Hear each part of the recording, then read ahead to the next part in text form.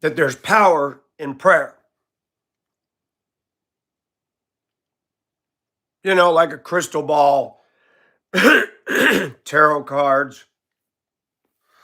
There's not power in a prayer. Power resides in God. When we humble ourselves, sometimes God answers our prayers in the way that we've petitioned Him.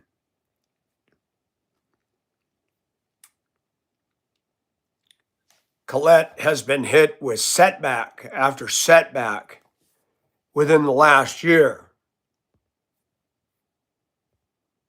And an image of her that comes to mind for me is that. That is the Queen Mary, the original ocean liner. I believe that's headed towards Australia. And if you look, the bow is completely submerged. That's a real photograph from the air. The bow is completely under the water in a rough ocean crossing. We're talking a ship over 1,000 feet long. She was the biggest liner of her day. She was wider, taller, and longer and heavier and much more massive than the Titanic. This was her bow during construction. You can see the crowd of people and you see how high that ship is. People don't realize it. These were big pieces of machinery back in the day. They were a technological marvel. This is in World War II, the same ship. Excuse me, with 15,000 war troops on board, crowded from end to end. Titanic had 2,207 people on it. The Queen Mary had over 15,000 troops. You'll have to excuse me. Augusta's in deep in allergy season. This is a painting of her out at sea. I've stood on that deck. I've walked all over that ship. And when you stand on the bow and you look down, it's like, dang, that's a long way down to the water. That's just standing right there. When you're up by the smokestacks and the boat deck, my spit didn't even make it. I spit over the side, and it wasn't a hard wind. It did not go straight down. It went. That's how high it is. And when you're looking down the side of the Queen Mary, the hull curves out a little bit. That ship is amazing. This here has been the life of Colette. Just when she thinks she can't take any more, and the bow wave rises up and the water cascades from the decks. I don't have them because they're in a private collection. I have a book, if I can ever get it, from storage in Washington. It's in my uncle's home, called Beau Voyage. John Malcolm Brennan has some private photographs. The Queen Mary had rough seas so bad it broke out windows, broke railings up on the upper decks. There's been cases where a ship is troughed so much that water washed in between the smokestacks. That's testimony to how fabulously well built these liners were. What about us? We're people, we're not a steel ship. Life throws everything at you and you feel like you're going down and you feel like you're going under. And people say there's power in prayer. No, there is not. There is no power in prayer. There's power in God. And people say you need to tap into the power of God. We got to be careful about that. God is not obligated to us. God is sovereign. God is totally able to do as he pleases. But when people pray, when we stand in the gap for others, a cyclone, the brunt of it avoided Colette. She got the edge of it. The rest of New Zealand did not fare so well. I don't care what anybody says. That storm was expected to be a humdinger. Do we have power? Did we cause that to happen? No, God did. Did God bring Colette into our lives so that we could stand in the gap and pray? Absolutely.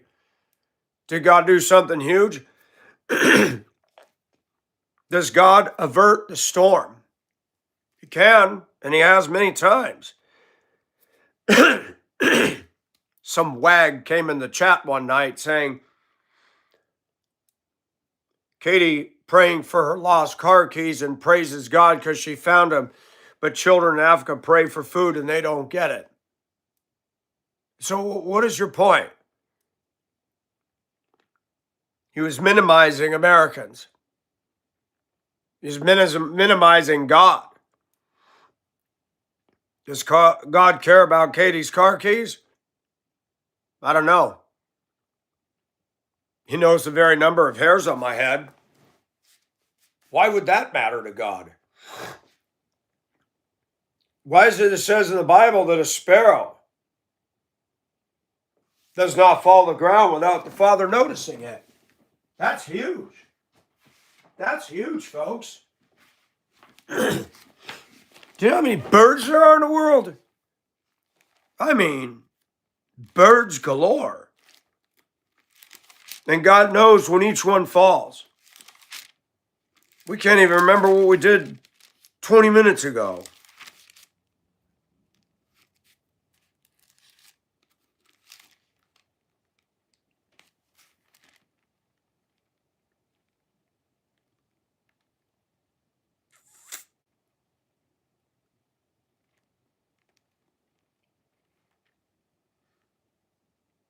Look at the birds of the air, that they do not sow, neither do they reap, nor gather into barns, and yet your heavenly Father feeds them.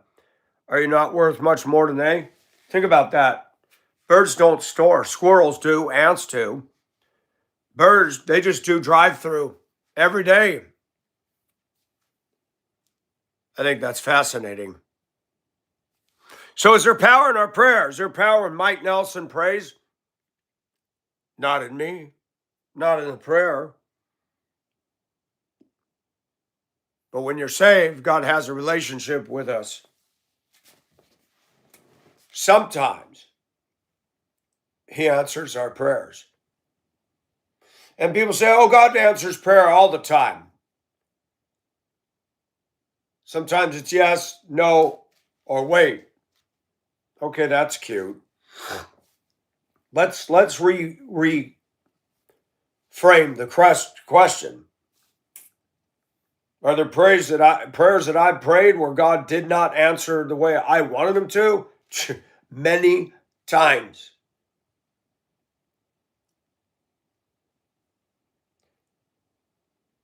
I'm sorry, but that is one of the most powerful pictures. The Queen Mary, if you can't tell by that black and white photo, that bow is deep. Look at the mast.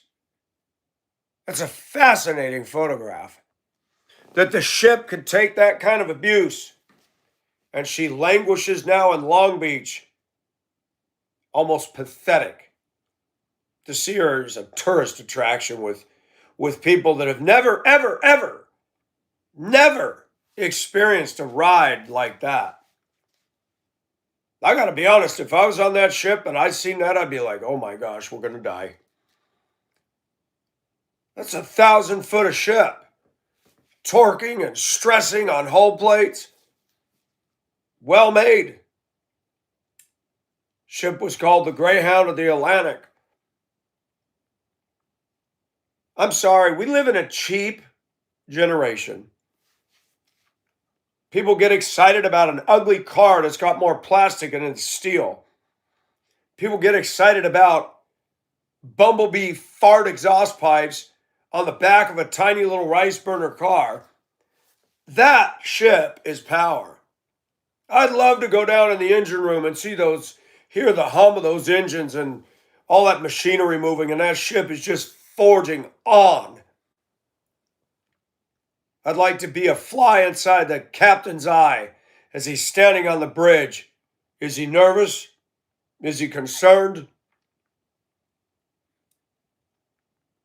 I wish I could go back in time and experience that voyage. I might be throwing up the majority of it, but I would love to experience that and say I lived to tell about it. We live in a generation that is deteriorating rapidly. Guy sits in his car 2 doors over. Boom, boom, boom. F word, F word, N word, N word. Wow, people have no taste anymore. Tribalism. Not even primitive, but just tribalism. It's like a dog coming by and whizzing on the fire hydrant to claim his territory. That's what these clowns do out here. They want everybody to know they're flexing their little smoky, playing their, not music, but just tribalistic noise. And the entities that be are afraid to deal with it. They're afraid they'll be called racist. This is a residential neighborhood. People don't want to hear that. And it got me thinking deeper. And I want to say to everybody on this channel that prayed for Colette in New Zealand, you guys are awesome. Just when it looks like, man, Colette's going to take another bow wave and she may not come back up. That is not an AI photograph. That can be seen, I believe, on the deck of the Queen Mary. Big 8-foot long picture. People go on a cruise and they have no idea what it was like on an ocean liner. These cruise ships don't go into stuff like that. And if they do, scares the crap out of passengers. Just when the ship is going like this and stuff's moving across the deck, people are screaming and yelling. Can you imagine taking a wave like that? I mean, the noise. I'm sure that when you were down in that bow section of that ship, I bet you could hear steel straining. I've actually watched videos of container ships where they got these long tunnel hallways just under the deck. So when you're in rough weather, you can cross below deck. And you can see the camera shining. And you can see the ship flexing. And you can hear the steel making noise. I'm like, man, they're made to have give. The Titanic and all those liners had expansion joints. You can see the one just behind the bridge. It's split wide open. People talk about the Titanic steel, and I laugh at these so-called know-it-nothing experts. Some people have a whole channel devoted to ship stuff, and they talk out of their buns. They say the Titanic steel was inferior. That's funny. It was built on the same time that the Olympic was being built. They use the same steel. And the fact that it is 114 years of a liner being on the bottom of the Atlantic and the bow, and the ship still has its floors and its shape, I call BS. If that steel was inferior, that thing would have dropped into a rusty dust heap on the bottom. There's still defined deck levels and supports. That thing took a beating when it went down. The bow just literally broke itself. And the back end was still moving in momentum. It went, pfft. Expansion joint split open on the upper deck. The stern clearly had air trapped in it. And what's really weird is the engines are at the front of the open stern. You'd think that'd be the heaviest and that part would go down. Oh no. That thing did some weird stuff going to the bottom. It landed butt first, plowing deep into the muck, taking the propeller shaft and wrenching it upward. Do you know how big the Titanic's propeller is? You know how big this stuff is? The propeller on that is bigger than this whole bedroom and much taller. And the weight, you dropped it on a semi-truck and just go. Talk about a grand scale. And man thinks they're so great. Puny-minded people were walking the deck saying God himself can't sink this ship, and God's up there going, people, you're so dumb. People say, Mike, did God sink the Titanic? I don't know. Did he? Was it human error?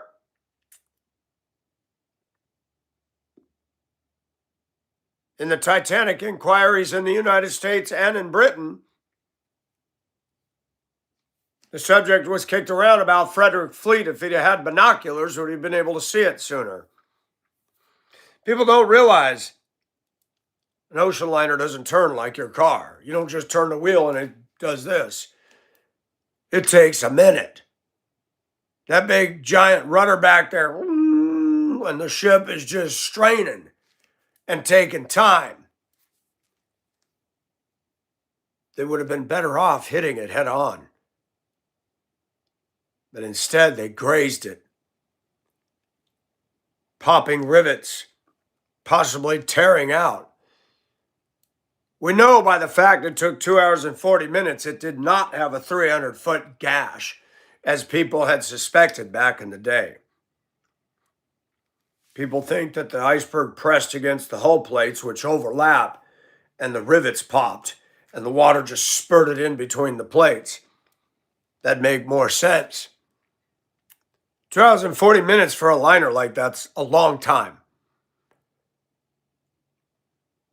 The movies show the seawater just pouring in like Niagara Falls. That's so exaggerated. That thing would have been done in minutes. The Lusitania was torpedoed in 1915, 8 miles off the old head of Kinsale, Ireland, within sight of land. On a Sunday afternoon, the Blue Danube Waltz was playing. They just finished Sunday lunch. These people are getting ready to wrap up a voyage. Probably hit a tender to get off in Ireland and then continue on to the UK. But instead, people standing up on deck outside the bridge saw something streaking through the ocean and said, oh boy. It hit below the bridge, deep in the engine room. 18 minutes. Ship just rolled completely over. The bow hit the ocean 300 feet and rested while the stern on its side and bent the bow. 18 minutes, 1,198 people went to a watery grave. Ship sank so fast, it leaned over so fast, they couldn't lower the lifeboats. People were trapped in the elevators, trapped downstairs. The lights went out. Imagine trying to walk up a set of stairs that is now sideways.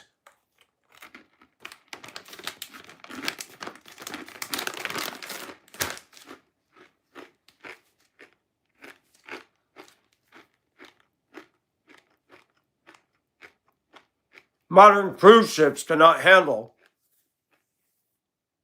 going back and forth across the Atlantic. The ones that hit the Caribbean are designed very different. You're going to put a Carnival cruise liner on the Atlantic with 60-foot waves, you're going to have problems. The Normandy was one of the most beautiful liners ever built. And up on the bow deck, it had a huge wave deflector, and it worked. It kept the waves from smashing into the windows on the bridge. Titanic didn't have it. The Queen Mary didn't have it.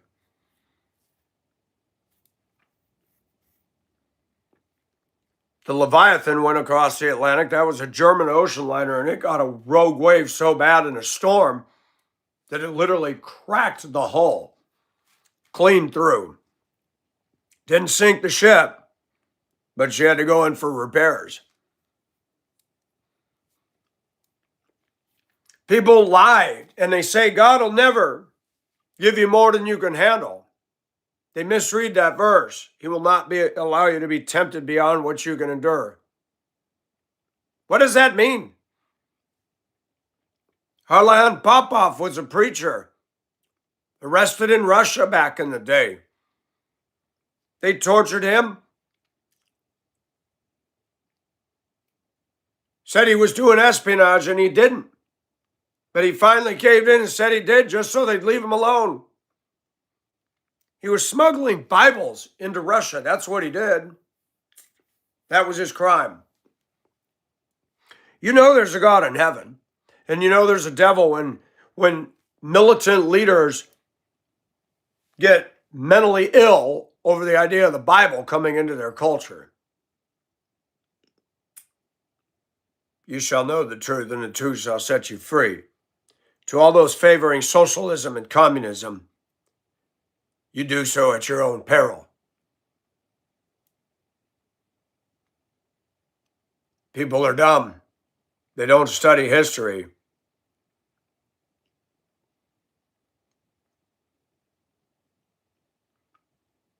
I noticed some facts stand head and shoulders in my life. You know what ethnicity trolls me the most? Caucasians. Do you know which ethnicity produces the most dangerous stalking people? Caucasians. I've had an 11-year troll that doesn't go away. White guy, was in the military, living vicariously through names like Legatus Lanius.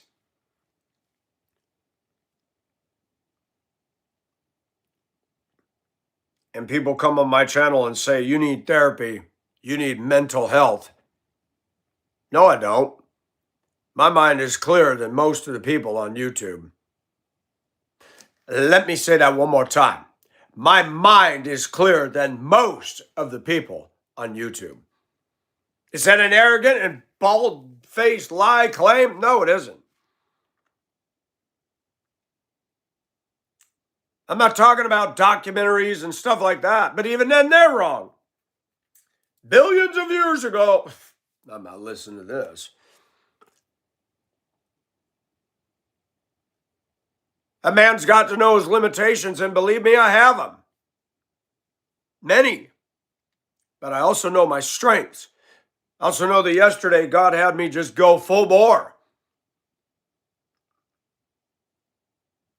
Yesterday was a supersized day. I thought, I gotta get the old door. It was the old front door. Man, there was so much draft come in there in the winter. In fact, all the bugs in the yard said, look at that. There's enough gaps in there. Everybody, come on, boys, we're going in. I tore out the door. It looks like they took a sledgehammer and busted the opening to put in the door. No proper header. Stud hanging like this above the header. No header. I said, what do they do? Just bash the front of the side of the house in? So I had to reframe, frame off the wall, put in a window. It was better than before the door. Yesterday, I had to trim the outside where the vinyl siding ends, and I thought, man, how am I going to make this look right? And I struggle with things. I'm not smart on certain things. I don't consider myself a contractor.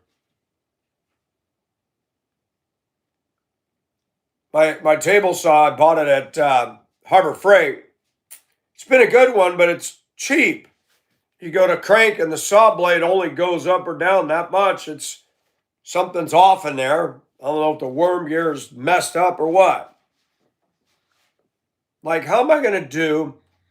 Because you had where the vinyl siding and the channel is, you had the old clapboard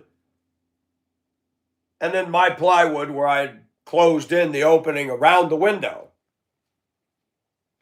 And I was going to sheet it with plywood and just match it up so I could mold it out or frame it out.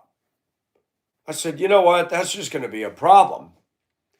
Because the difference between the clapboard and the plywood, that's thinner than a sheet of plywood. I'm not going to be able to get this right. So I'm like, how do I, wait a minute. I'm using a 1x3x8 foot cut down. I'll need to notch it. The blade's up an inch and some change.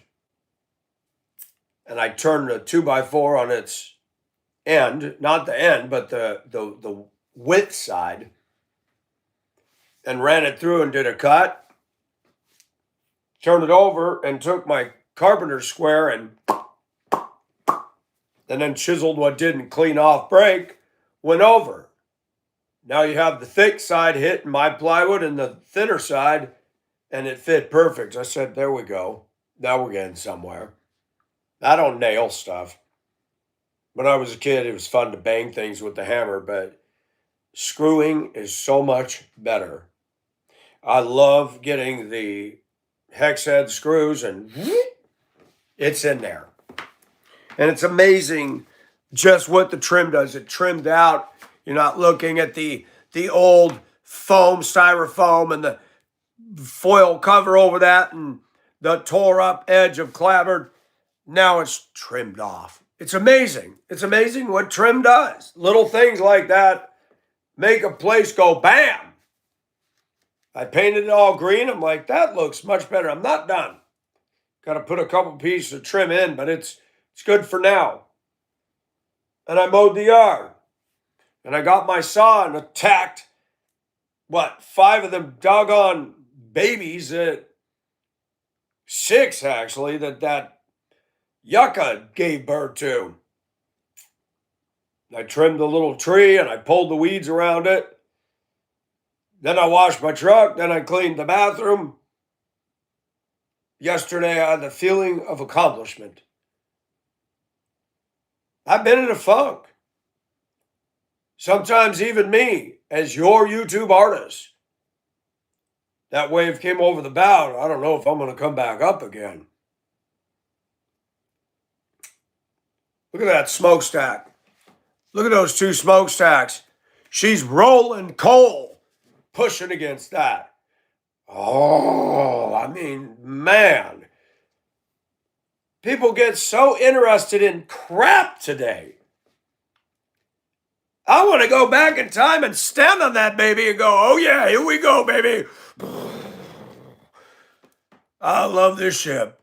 She's taking it like a man, and she's a woman. Ships were always referred to as a she. People are so stupid today. They drive up and down the street, revving their engine, making noise. And you just want to say, dude, I know you got attention deficit disorder, but please, nobody gives a crap about your loud fart car or your scat pack or your tribalistic crap.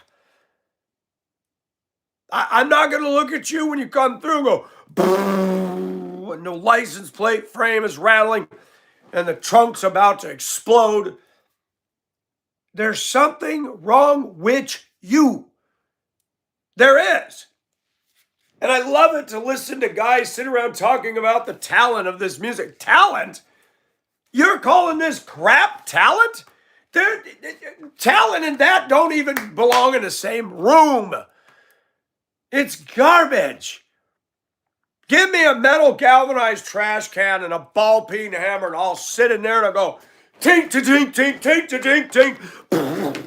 Grab that top can with or the lid with a cymbal, clash them together, and that could sound better than that junk rolling out of your garbage car. You hate the cops and you bought an old Crown Vic and put McDonald's gay 3-foot pimpy rims on it. And I'm supposed to look at you and go, man, he makes me tremble. Let me go in the kitchen and open up a little can of Little Smokies. That's all you got. That's it. This is the terminal generation. I think Hal Lindsey said that years ago. People aren't impressed with real stuff anymore. They're impressed with toilet bowl, circle the drain crap. I look at beautiful women. Yes, ladies, I'm going after you a little bit. You're beautiful. You got a channel, and man, they're listening to this junk. Why are women attracted to edgy, nails on a chalkboard, foul, profane music? Why? Beautiful women. Why are they attracted to garbage? And then they got a cigarette dragging out of their mouth. Why? I am a dinosaur. There's no doubt about it.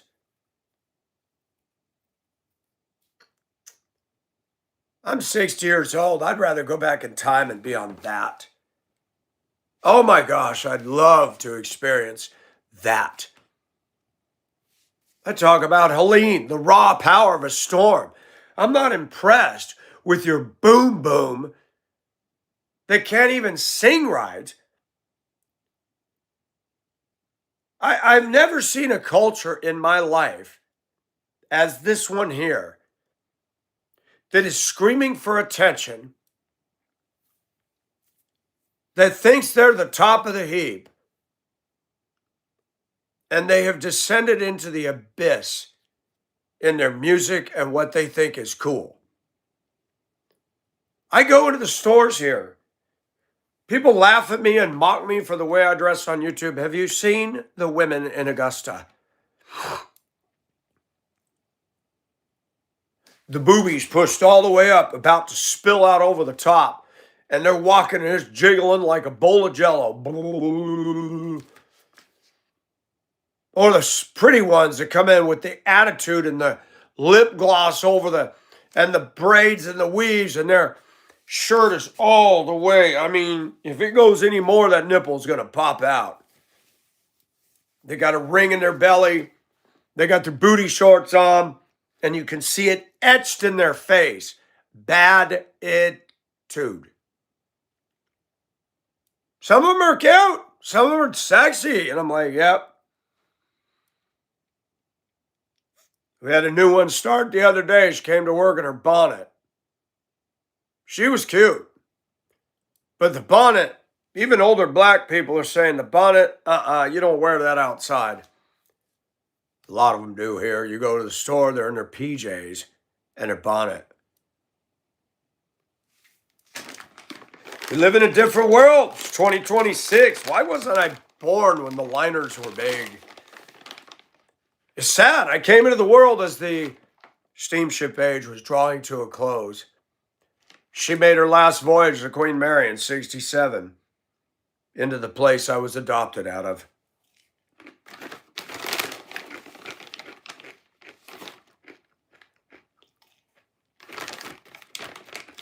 As irony would have it, the symbolism of the Queen Mary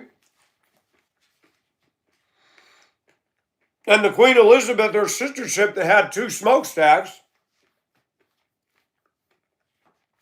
they settled the bulk of the troops to liberate Auschwitz, to fight at Normandy, to help Mr. Churchill win against the Nazis.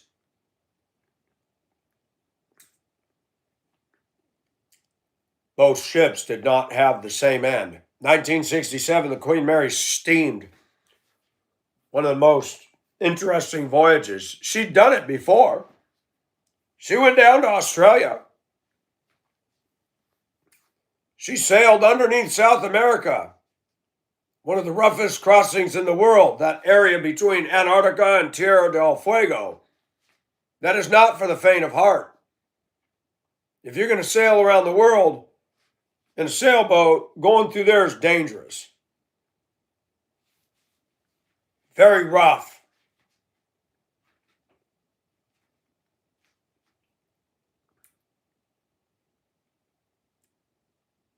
You ever been around people that are clueless of the past and don't care? John Malcolm Brennan, in his book, Bon Voyage, has a very poignant memoir that he wrote, and it brings tears to my eyes. I think he was either on the Queen Mary or the Queen Elizabeth, and they were both passing each other for the last time across the Atlantic. So most of the people on the ship had no idea about the significance of that. They were playing shuffleboard and they were going on like life goes on. John Malcolm Brennan leaned over the railing, and the captain, the Queen Elizabeth, and the Queen Mary pulled those big steam horns.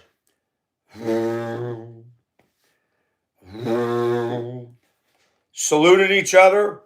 Captains doffed their hat towards each other from the bridge. It was the closing of an era. I'm a romantic.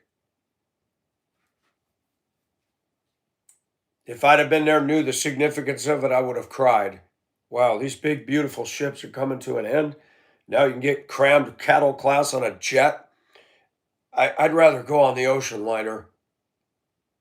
I'd rather see women wearing stately wear in beautiful, opulent rooms. I'd rather get to know somebody on a voyage. 4 or 5 days out at sea. This just sounds like fun, good food. Get to walk around a big Leviathan on machinery, and the inside beauty was phenomenal. And it seems like society's always been on a race to hurry, hurry, hurry, hurry. Even the liners were competing for the speed record, smashed by the SS United States, still held to this day. And they're about to drop that ship in the bottom of the Gulf. What a sad, pathetic end for some silly little divers that want to dive on a basic rusted out shell. Why? I'm a hopeless romantic in an era that doesn't romance a damn thing but rejoices in evil.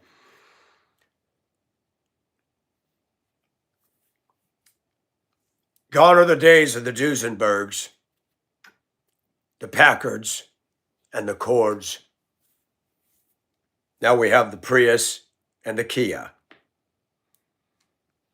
Gone are the days when houses were so well built that you could stomp on the floor and it didn't vibrate or shake. Leaded glass windows, fancy banisters and balustrades and carved stuff, hardwoods. Now you pay just the low 270s, starting at the low 270s.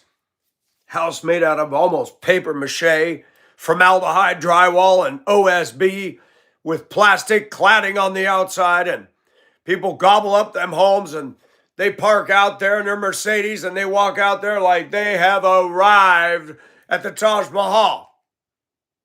And the first bad storm that comes rips the siding off, and yeah. And those beautiful homes, they're still there with all the character and charm if they've been maintained. I don't dress up, but I remember hearing stories when I lived in Duluth.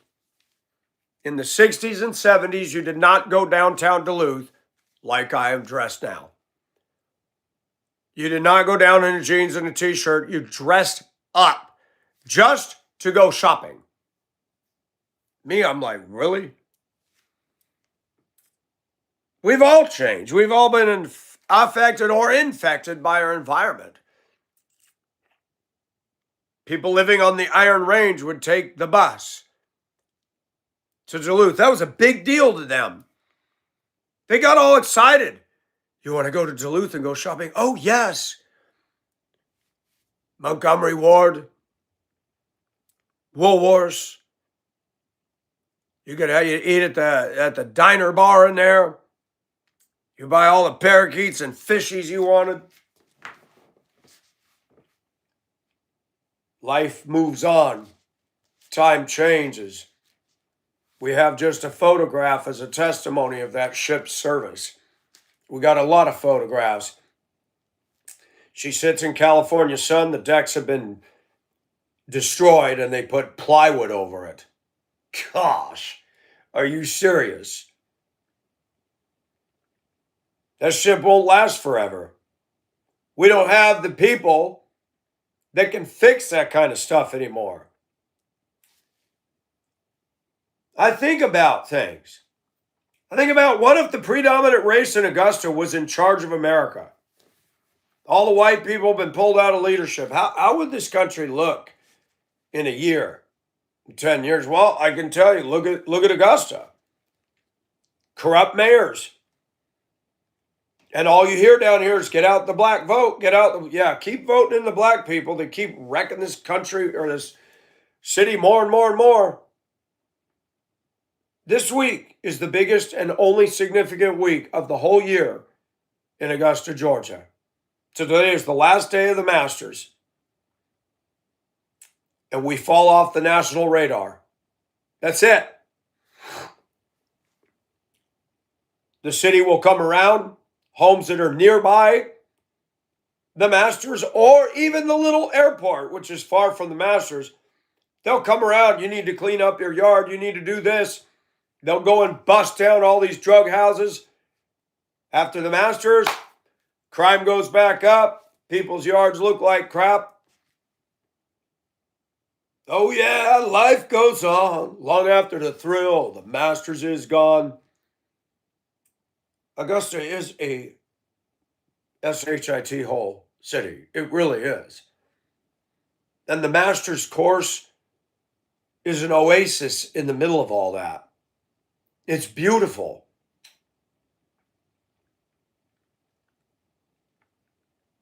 If somebody had told me I would move to Augusta, Georgia 20 years ago and lose my job because I told the truth on social media about an event that had nothing to do with Augusta, I'd be like, what?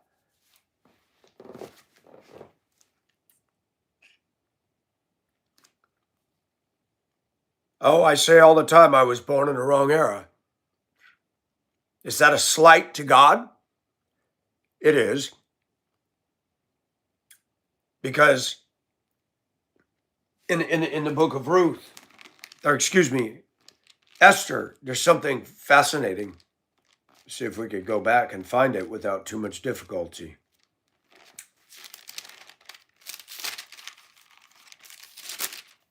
I think it's before Nehemiah, before Ezra. Where is it? Booba. I lost my command of, it's after Nehemiah, between Nehemiah and Job. I remember when I was a kid, I thought it was pronounced Job.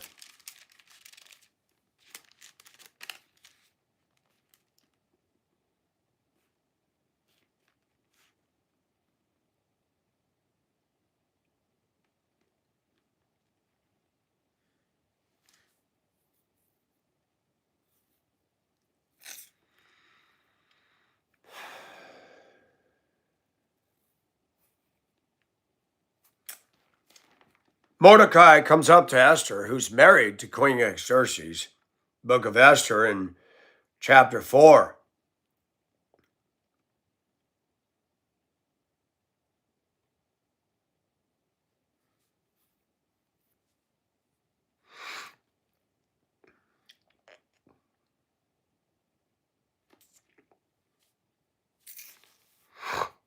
Mordecai didn't get to talk directly to her. He had to send a dispatch, a messenger.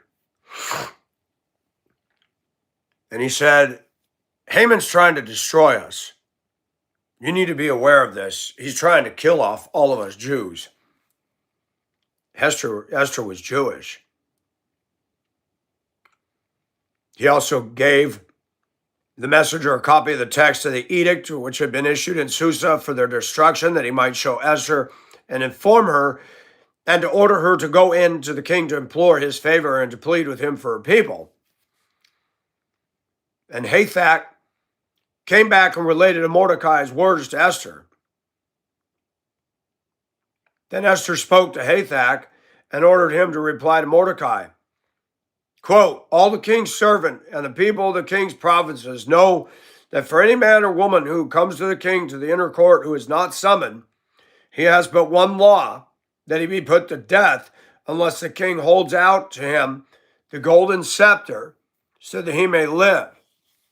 And I have not been summoned to come to the king for these 30 days. And they related Esther's words to Mordecai. Then Mordecai told them to reply to Esther, do not imagine that you in the king's palace can escape any more than all the Jews. For if you remain silent at this time, relief and deliverance will arise for the Jews from another place, and you and your father's house will perish. And who knows whether you have not attained royalty for such a time as this. Oh, you bet your bippy. You know, people get into the Old Testament when it comes to the shirt and stuff I'm wearing, but they ignore the Old Testament.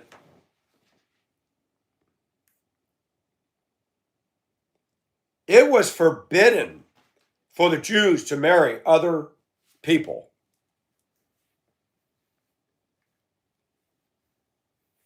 It was forbidden for a child to curse his mother and father. Have you seen these teens in America today? Many of them are worthy of being unalived. They're so rude, so corrupt, so disrespectful. And all they are is going to be a problem on the criminal justice system and society. Can you imagine if we were under that law today? Tell you what, there'd be a lot less smarting off on the internet. People love to go back to the law when it comes to my clothes, but they don't come to the law and all this manifold other stuff that they are guilty of. Being a smart mouth to a 6-year-old man when you're younger than me, you know what the Bible says about that? There's a lot in here and they ignore all that. My channel is a study. It reveals to me the psychology of all the clowns out there. I didn't go to college. But when you see people, Kurt kept coming on here. You are fearfully and wonderful. This is not going to fly. My Good Morning Post of me wearing the slip and all that.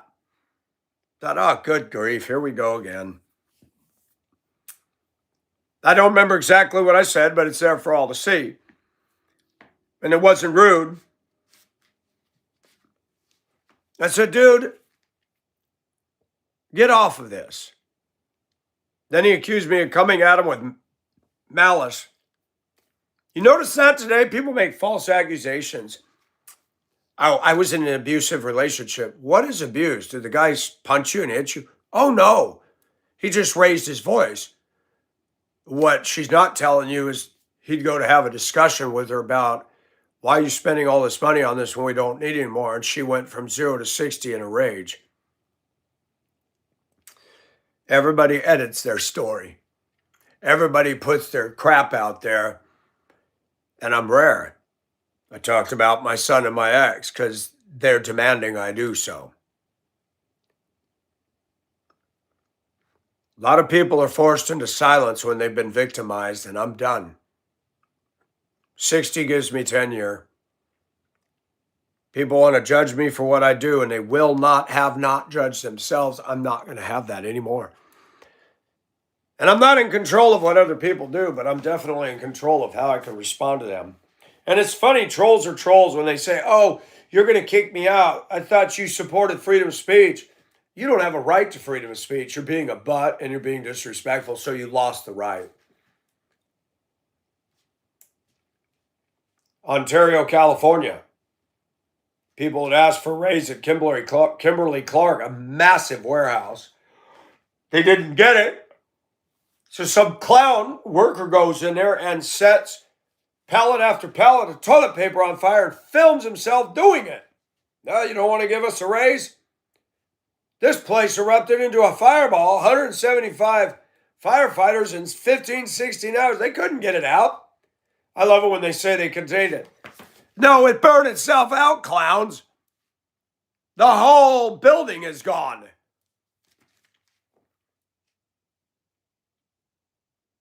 What a dumb thing to do. Not only did you not get a raise, but now everybody's out of a job that worked there. And guess what? You're going to the pokey. You won't even have an income anymore. Nice job, dum-dum. People are a trip. I feel I need a raise at the warehouse I'm at. But vandalism? Pyroing? No.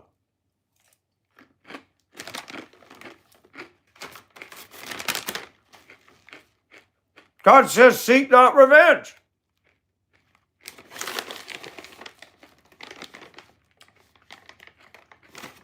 We live in a tough world. Corporate doesn't give a crap about us. Ever.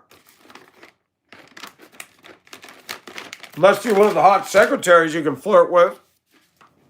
They don't care.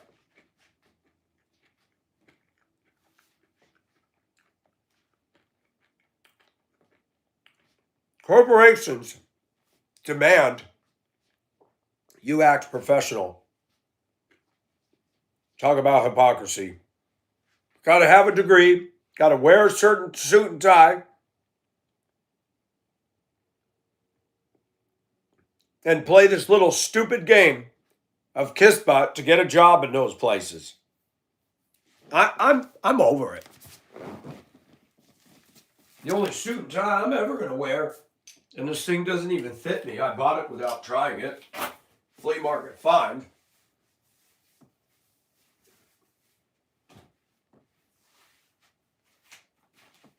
Fascinating. Fascinating stuff.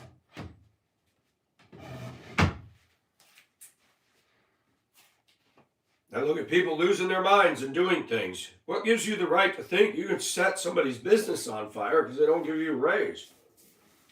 Because look at the world we live in today. There we go, folks. Looks pretty swing, don't it? So stupid. As long as I got my suit and tie, gotta tell you about a good thing.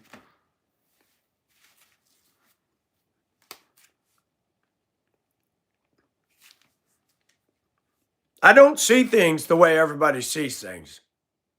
I thank God for that. My mind has been set free. I'm strange. People think I'm off. They think I need therapy and counseling. Every single person that throws that at me, some ugly looking Augusta white male that looks like the kind of person that would do what he accused me of, ugly older man, said this guy was watching JF at the truck stop bathroom in the restroom. Really? I don't even know who this guy is. And he's making an accusation that I was watching somebody in the bathroom. And I said, I think you're the one doing that.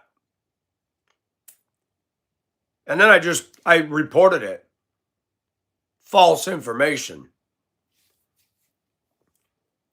There's some scary people in America. Don't kid yourself. Scary. You know, you think it's funny. You let this rap music reign in our streets. You let people drown themselves on Grand Theft Auto.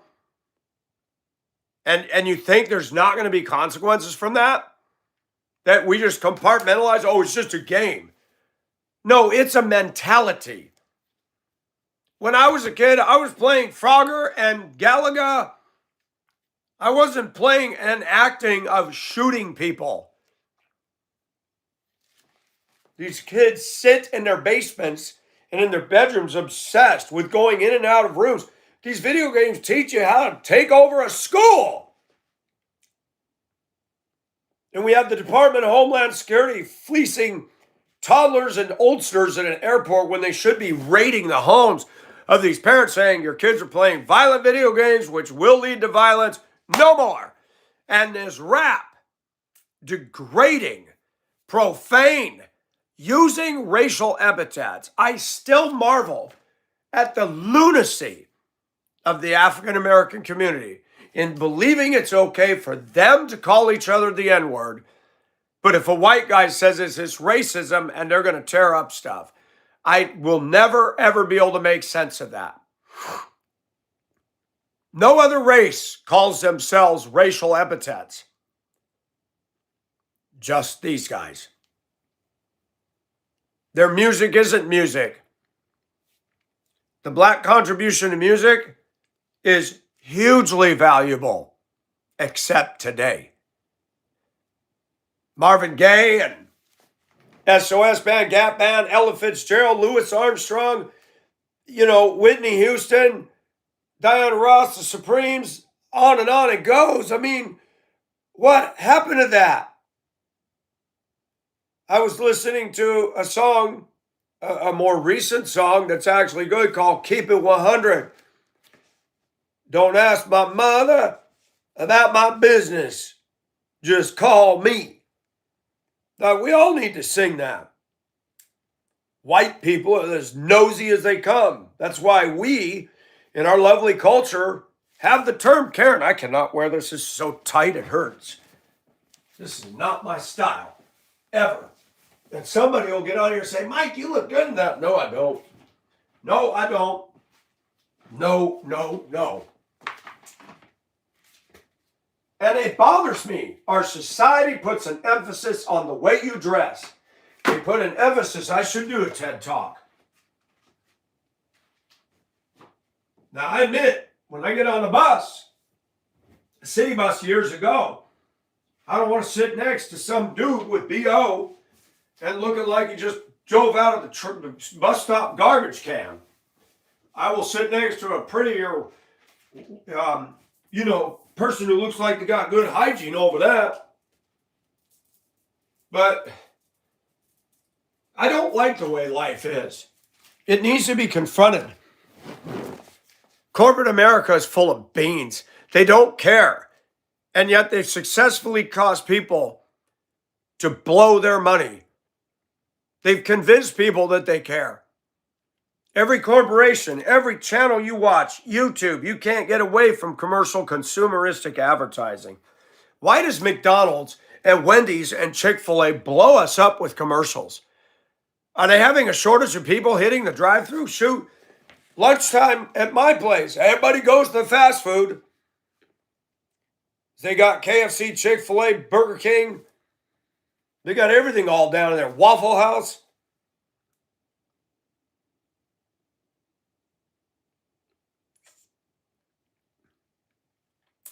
It's funny, the people that care the least manage to cause us to spend our money on them and less money spent on those that actually care about you. Communications is a probably $1 trillion business. And yet we're communicating with people right in our neighborhood less than ever before. You get a bunch of clowns on here commenting on the way I dress. These are the ones that are part of the problem, not me. They're the ones that won't listen to what I'm saying. People see my short. They see the short of me dancing, having fun, and they read an entire, apparently I've committed a travesty worse than Adolf Hitler in the death camps. I've proven by what I do. And men are stupid. They just, it's like, if you want to catch fish, wait till the hatchery truck comes by and dumps them right there and throw your line in. You're going to get a fish. My dad did that one night. He saw the truck leave, dumped all the fish into this area of the creek. He sat in there and hit his limit in like 20 minutes.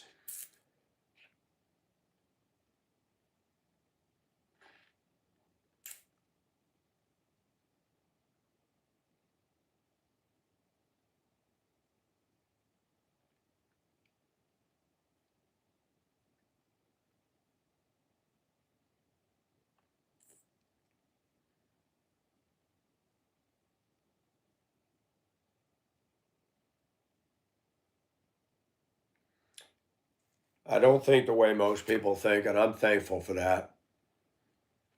I have an interesting past, some of it not so good, but I have windows to the past that was. Grandpa being a merchant marine sailor, he's seen seas like that. Our modern world is full of problems. We're more superficial now than ever before as a people. Great works of art, literature are ignored by the young. History is ignored by the young. I washed my truck, first time since last year. Dusted it off inside, which I normally keep it clean, but it was getting all that pollen.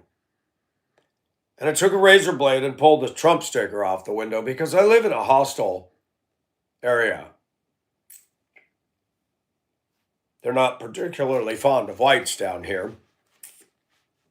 And Trump's been making statements that I'm like, ooh, cringe. I don't want that sticker on. And people say, are you ashamed? I'm not ashamed of who I voted for, but I'm not going to get behind some of the things he's saying. Would you feel that way about Jesus? Never have, never do. I'm not going to put a Jesus sticker on the back of my truck because if I make a mistake, which I try to drive by the book, I don't want somebody to see that and connect that with bad witness. But no, I'm not ashamed of Jesus. But people are people. They're very superficial. They'll see a Trump sticker, they'll see a white guy, and they'll go, oh, look, an automatic hate. I'm like, I don't want my truck to be an advertisement. I want my truck to be driven in a way where people notice I'm a safe and good and courteous driver. People aren't objective. If they hate Donald Trump, they're going to see that and they're going to see red. And I've watched people here. They'll be behind me and then they'll suddenly, for no reason, I'm going the speed limit in the right lane and they'll jerk around me, give me a dirty look, and cut 2 inches in front of me without a turn signal, and then stop and turn. I'm like, well, that was deliberate.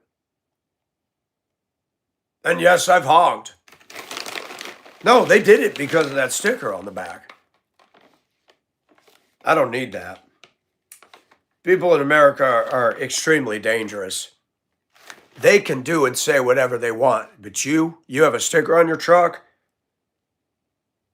watch out.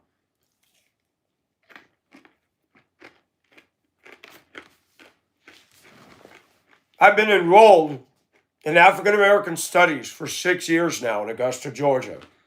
Nope, I didn't go to Payne College. I'm living in it, college.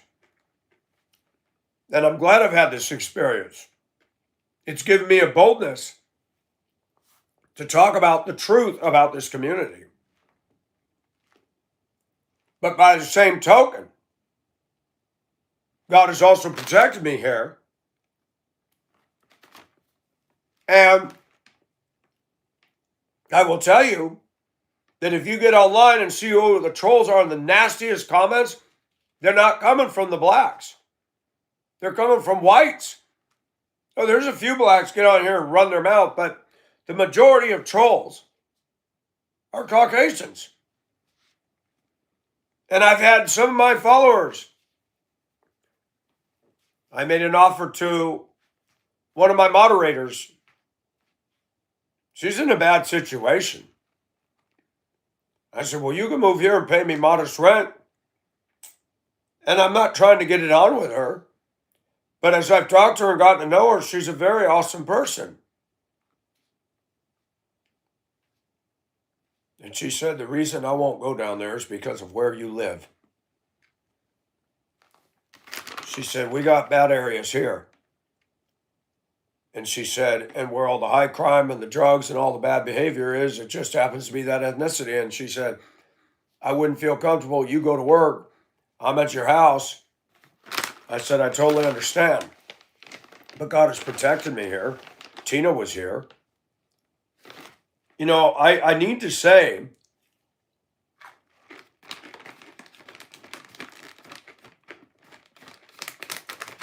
just like with our race, not all blacks are evil and primitive Neanderthals and going to go and just kill you. There's black people just like me. They go to their job, they go home, they want to live in peace. I think the biggest problem in this country that's caused all of this is the media. The media has not helped racial reparations at all. The media likes to divide and conquer, especially during election time. And if I was president, if I had the support, I'd make an amendment. Any media that's trying to foment riots and racism just to get a news story, they're going to lose their FCC license and they're out, and we're going to fine them and jail them. The media is character assassinating. That's slander and libel. And I don't believe freedom of speech should mean that people can say whatever they want without consequences. I lost my job because I told the truth about a Cincinnati woman tore up by 6 savage acting ethnics. And I would have called them savage if they were all white. And we do have a savage element in the white community. Let me make that very clear. We have white guys that are very violent. Teenagers that run around in packs.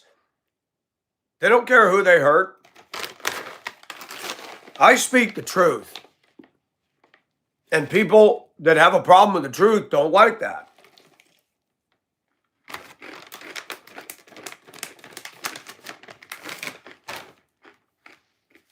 I have a lady friend named Wanda.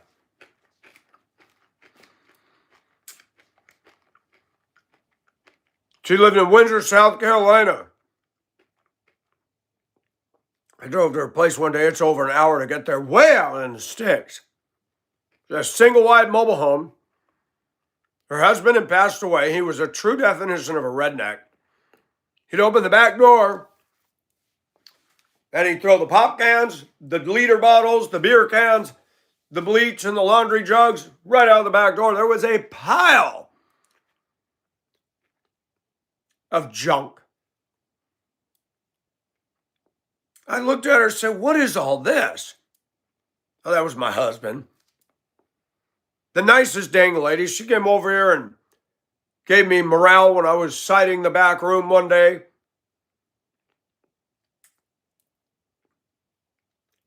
Every time she'd leave for work, the local white idiots out there in the country ransack her house, dumped all the drawers upside down, stole her cheap jewelry, everything. And it dawned on me, you're in just as danger out there. And people have this phobia that, oh, the city's so bad. Yes and no. And what kills me is you can't rig up a shotgun inside your place if somebody breaks in and shoots them. No, you can't do that. Our laws are so stupid in this country. I believe you break and enter somebody's house, you should be extinguished right there, right now, done. You're violating a single woman's home. And you're a grown man. You deserve to die.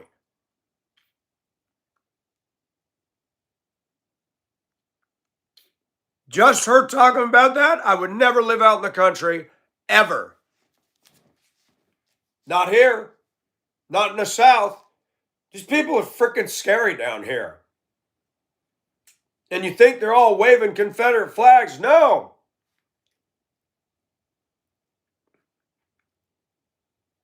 You got Southern Belle women out here with an attitude, and they're not all that. They're coated in spackle makeup. They got that thick, irritating Southern accent. Man, I'd rather listen to the Northern accent, the British accent, the Canadian accent, and any accent in the world than the Southern drawl crap. So ridiculous. I will never be a Southerner at heart. Some ways, yes. One of my favorite books is Where the Red Fern Grows. Good story. And that, I think, took place in Missouri. Good old Mark Twain and Tom Sawyer.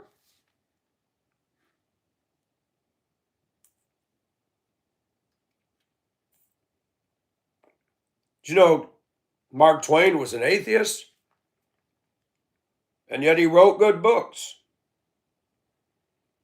Today, we're seeing the fruit hanging from the trees of constant indoctrination into evolution. The kids are proving the second law of thermodynamics.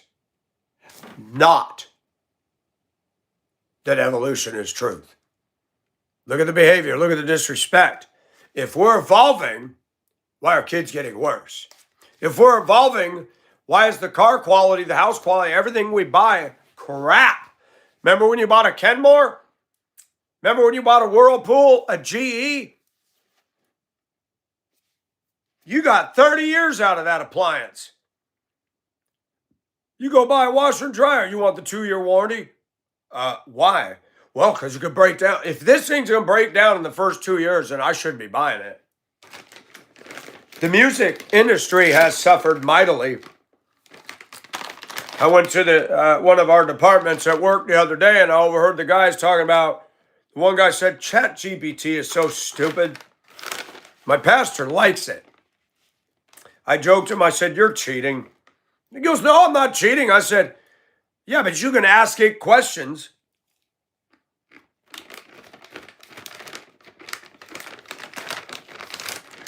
When I was a kid, we had to do reports.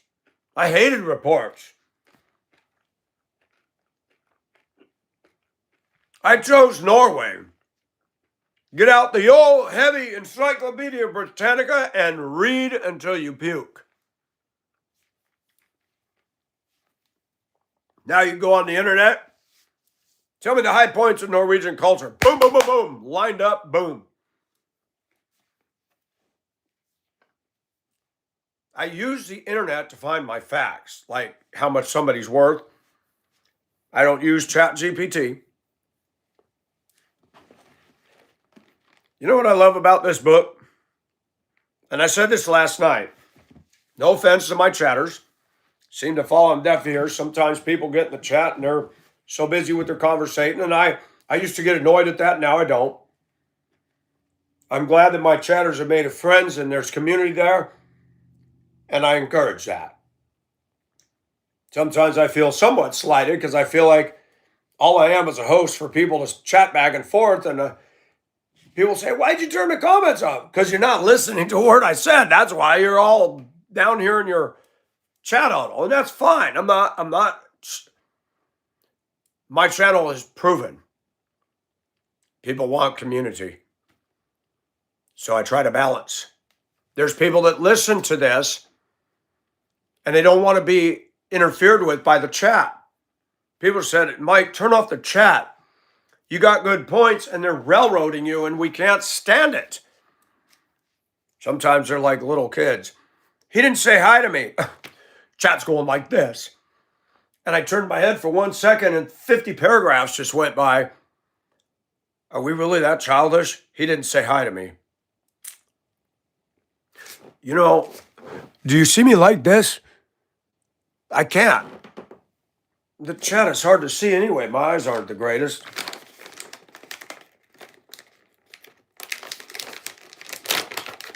we have shifted.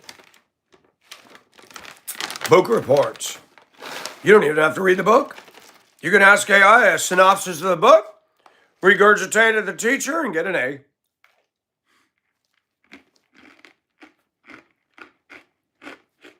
Back then, you had to read the book.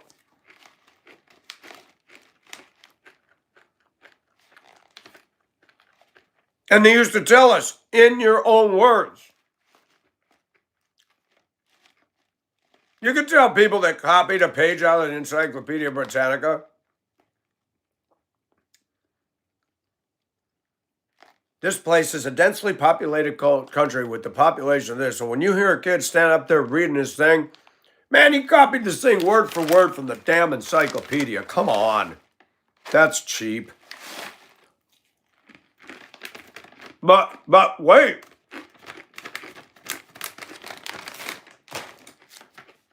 People don't change, do they?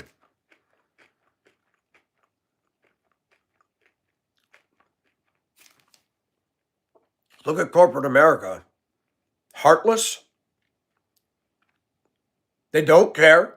They have no emotion. And yet they successfully cause people to part ways with their money. And they're not even getting good stuff. Look at Starbucks. Let's take that as an example. Sorry, ladies, I gotta go here. There is zero nutritional value to coffee. Did you know that? And soda pop. We get bombarded with Starbucks commercials. We get bombarded with Coca-Cola, Pepsi, Mountain Dew, 7-Up. There is no nutritional value. In fact, I'm starting to believe. My mother had a big addiction to coffee. And I have tried to kind of do my own observations. People that are heavy coffee drinkers. And there's some things that start to appear, especially caffeinated. And I've tried to look. I haven't come out and said this yet because I want to make sure I'm not saying something that's off. Because I know some people that drink a lot of coffee and they're perfectly well-adjusted females. But I do believe caffeine is a drug, but it's also a bad one. It makes you, it does something. I look at my mother. She smoked like a chain smoker and drank coffee.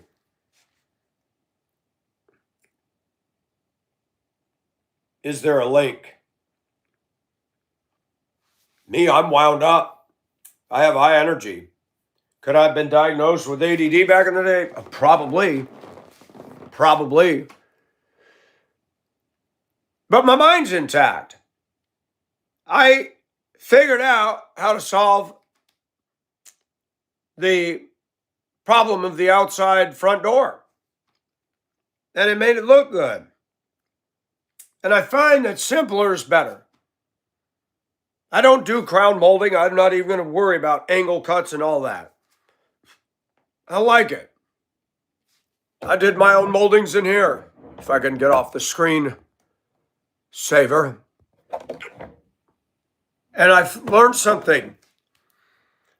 You can make simple look bold and beautiful. Go to those houses where people have the crown molding and all that nice stuff put in. Looks cool. Are the people warm?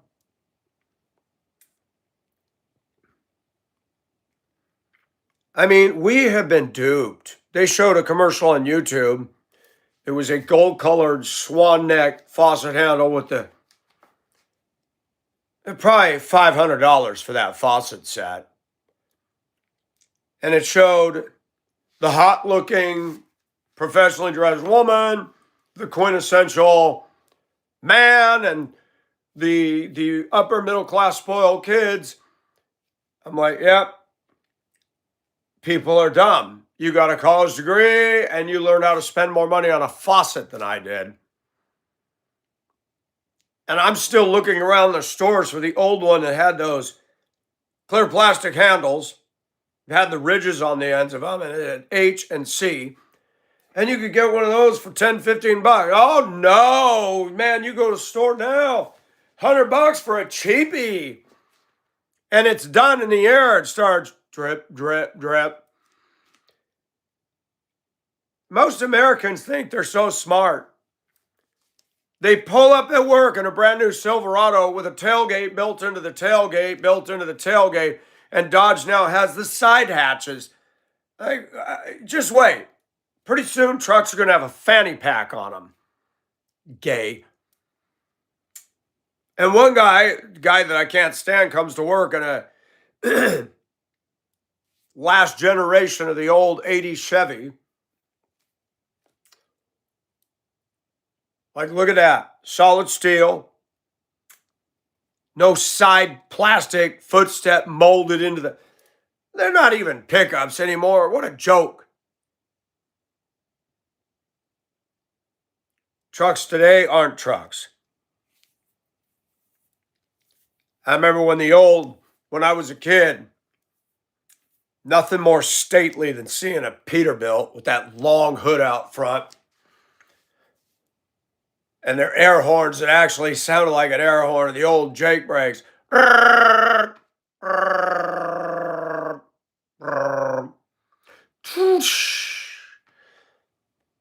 Now they got slope nose and these gay little Aerodyne hats. They claim they save fuel. I don't know how much. They look ugly. Everything's plastic inside. Drop a cigarette butt, the whole cab goes up in smoke. Everything has changed. Boston wants to charge or limit how many miles you can drive your car. Remember, Boston voted in the people that said that Trump wants to take away everybody's freedom. Now, I haven't seen him do that yet.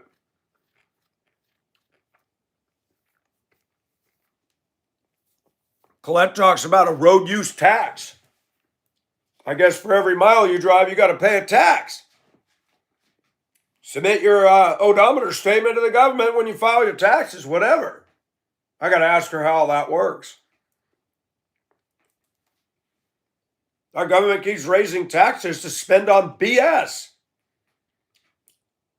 Biden thought it was important to send millions of our dollars to Pakistan for transgender studies in Pakistan.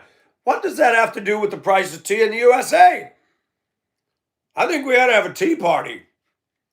But instead of throwing tea, we need to throw these Democrats out of office. And the Republicans. I'm so tired of all the corruption. It angers me that AOC, Ilhan Omar, and she's ill, very ill, Rashida Tlaib, make $175,000 a year, working 6 months out of the year with their radical ideologies that are destructive to my very being. And I got to go to work and work my butt off to make the rich owners richer. Life is not fair. I thank God I have a job. I absolutely do. But guess what? It's sick. How are we supposed to have the right attitude? Then you go to church on Sunday and you see flaky women in mostly churches with their hands in the air. Shine, Jesus, shine. Wow, you're acting just like that solar plant you bought in your window. That's cute. Paula White get up there the other day and say that Trump is like Jesus Christ. I beg your pardon. I beg your pardon. I don't believe Jesus Christ talks the way Donald Trump does. And no, to all my detractors and lovely little zit, pimple-infested, BO-smelling, unshaven armpit trolls out there, nope, Jesus didn't dress the way I did. I get that. But this is clothing. That's all it is. It can be changed. At least mine's clean. And it doesn't stink like funk.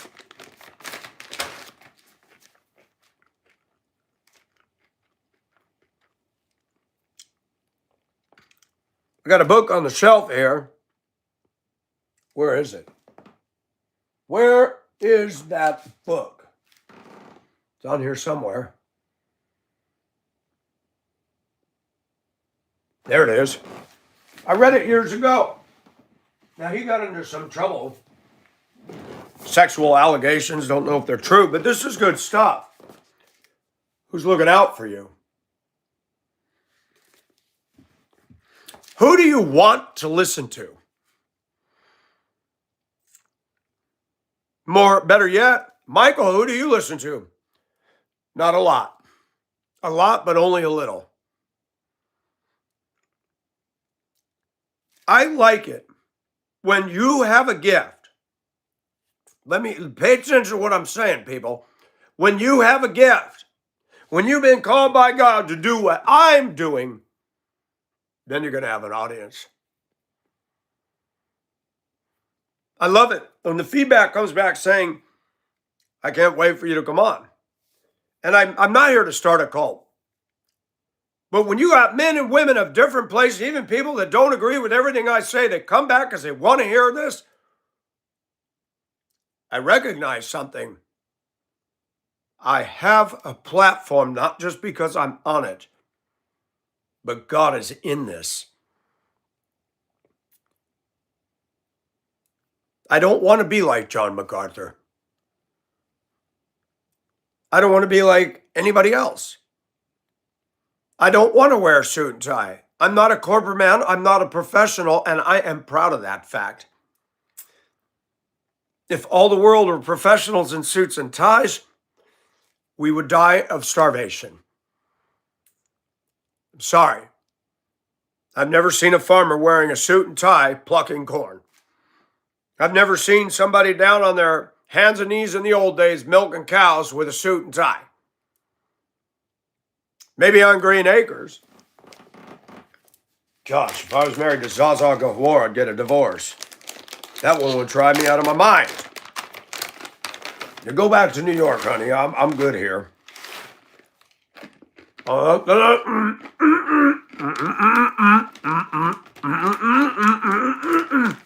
Hey, Piggy, turn the TV on for me. I get used to that. I don't need a remote. Pig does it for me.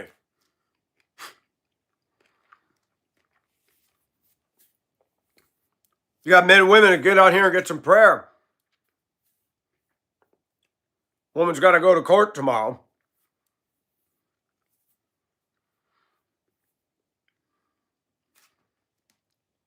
Some guy raped her, sodomized her, and left a voice recording bragging about it. I unfortunately listened to that. It was awful. It was demonic. And you got a lot of people in this country running around like that man that have no freaking conscience. And they would judge me and say things. These are dangerous, felonious, savage people. There's white guys like that. There's Hispanic guys like that. There's blacks. I got news for you. When I went to Hong Kong, I saw some things that shocked me. I'd go to karaoke. The girls call it videoke because you got the video screen where you read the words and sing. I met a lot of nicely dressed Pakistani men. They get on that dance floor with their girl and they were phenomenal. I talked to a few of them. I'd say, where are you from? Pakistan. I said, cool. Where are you from, sir? America. You don't hate me because I'm Paki? I said, why should I? I thought all the U.S. hate us. I said, but I'm not all the U.S. I said, I take people on an individual basis. If you show me a reason to hate you, He goes, wow, that's really cool. I think there's a lot of Americans that don't have that skill set. They got the college, they got the damn car, they got the trophy wife, and they'll make horrible comments about Packies and everybody else out there. I judge ideologies that are dangerous. And I judge a race. Let me call it a subculture because a race is not right. We got a subculture in the US that has nothing in common with the motherland of Africa. They're a subculture in that they're distinct and different from African culture. And yet they love to rub it in the face that I am African American. No, you're not African American. You have some blood back there, but you have zero in common with the culture. There's a YouTube video of an African American woman that moved to Africa. She said she was hated and despised and very angry. Well, I wonder why. A lot of Africans know 3 languages. They're successful. I've talked to some of them on Facebook. They have welcomed me to come over and be in their home. There is a problem within the African American community. And just me saying that, I'll be dubbed a racist. And all I have to do is say, hold up. Y'all talk about whites constantly. How is that not racism? If me exposing what the ugliness is within this community is racist, what about y'all? That's the problem of our culture today. People have to have a degree to do gender studies, a degree to do anthropological studies or geographical studies. No, you don't. You get saved, you get born again, and you get a grip on this, and you got something called discernment. You can be a scholar without having a paper degree or a Board of Education approval. I'll run circles around any professor emeritus. I don't care what you know. I don't care how many degrees you got. If you don't know God, you're crap. If you don't know God, you're crap.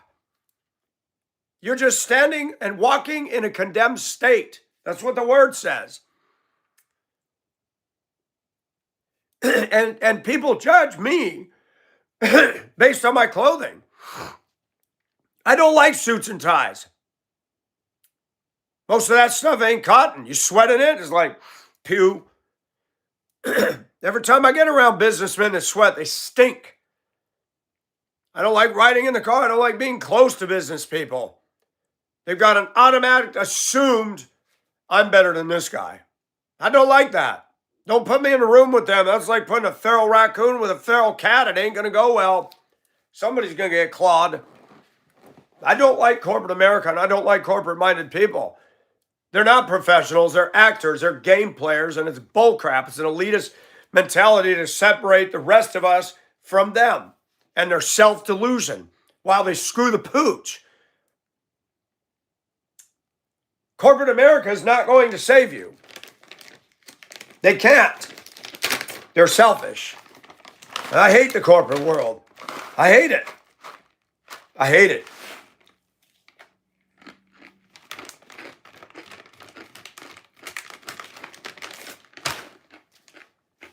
I could live in a village somewhere far away.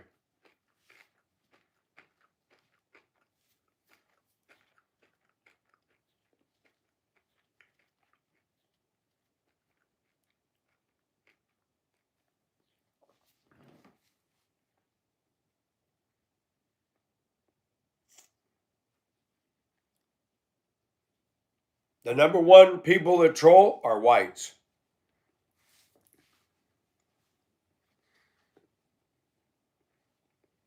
And based on what I've seen, when you got a grown man stalking me for 11 years that will not put his address and his personal information out there and uses a VPN, he is the truest definition of a stalking coward.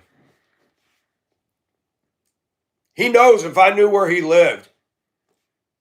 He knows I'd call law enforcement. I'd talk with him and say, you need to go over there and check his house.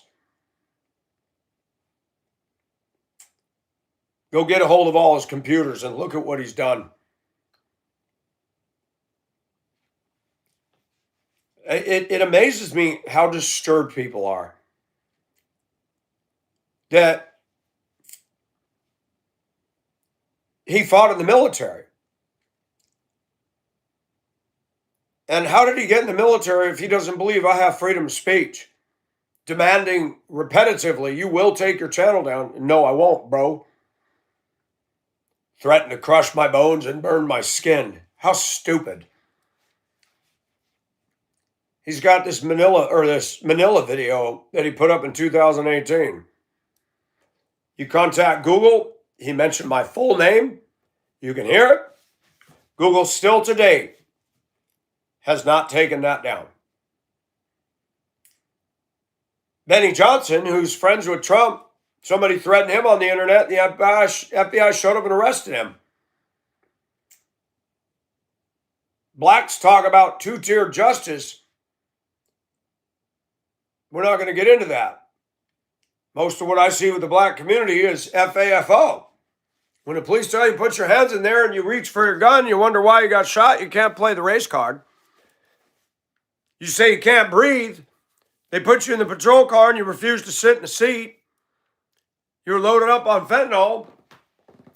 And the city of Minneapolis had to pay your pathetic family millions of dollars. That's stupid. That ain't right. Officer Chauvin did not kill George Floyd. But you got this troll. He deserves to be arrested. Doxed, death threats. If you were to subpoena all the records through YouTube involving this clown, he'd be deep sixed.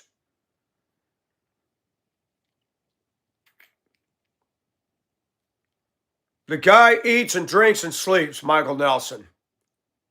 I'm a man saying this. I can't imagine what a woman feels when she's stalked.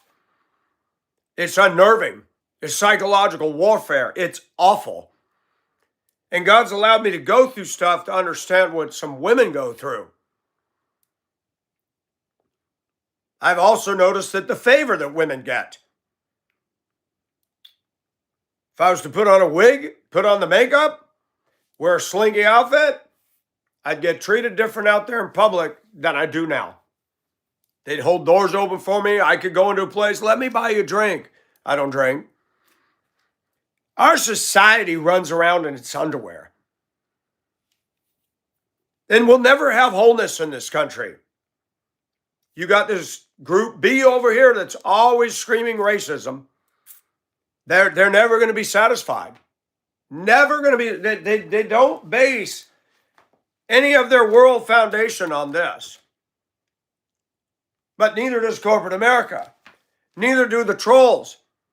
And guess what I've learned?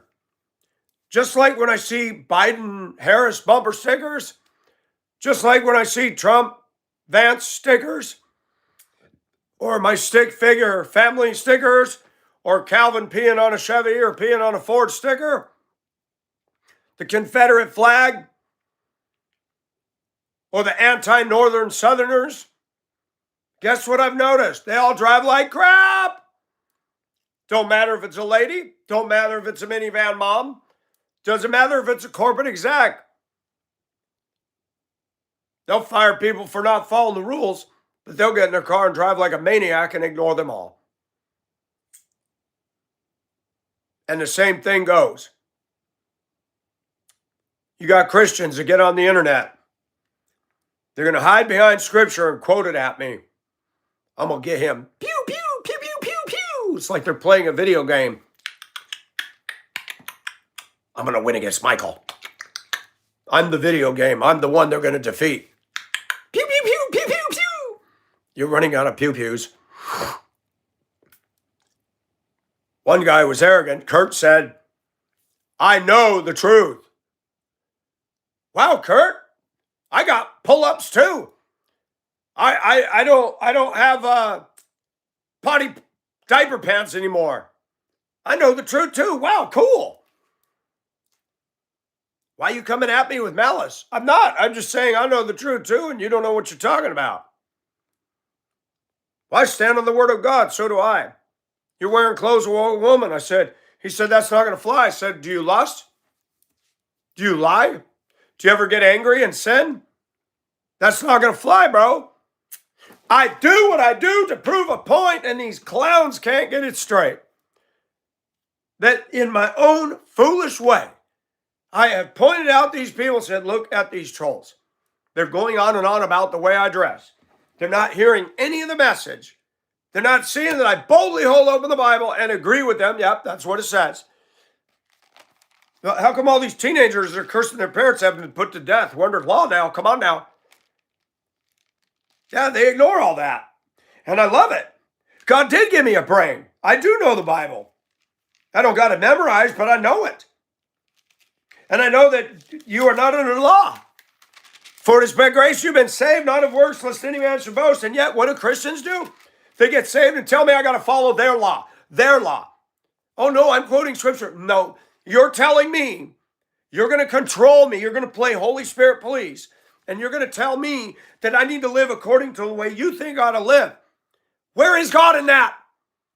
You're not in the office of the Holy Ghost.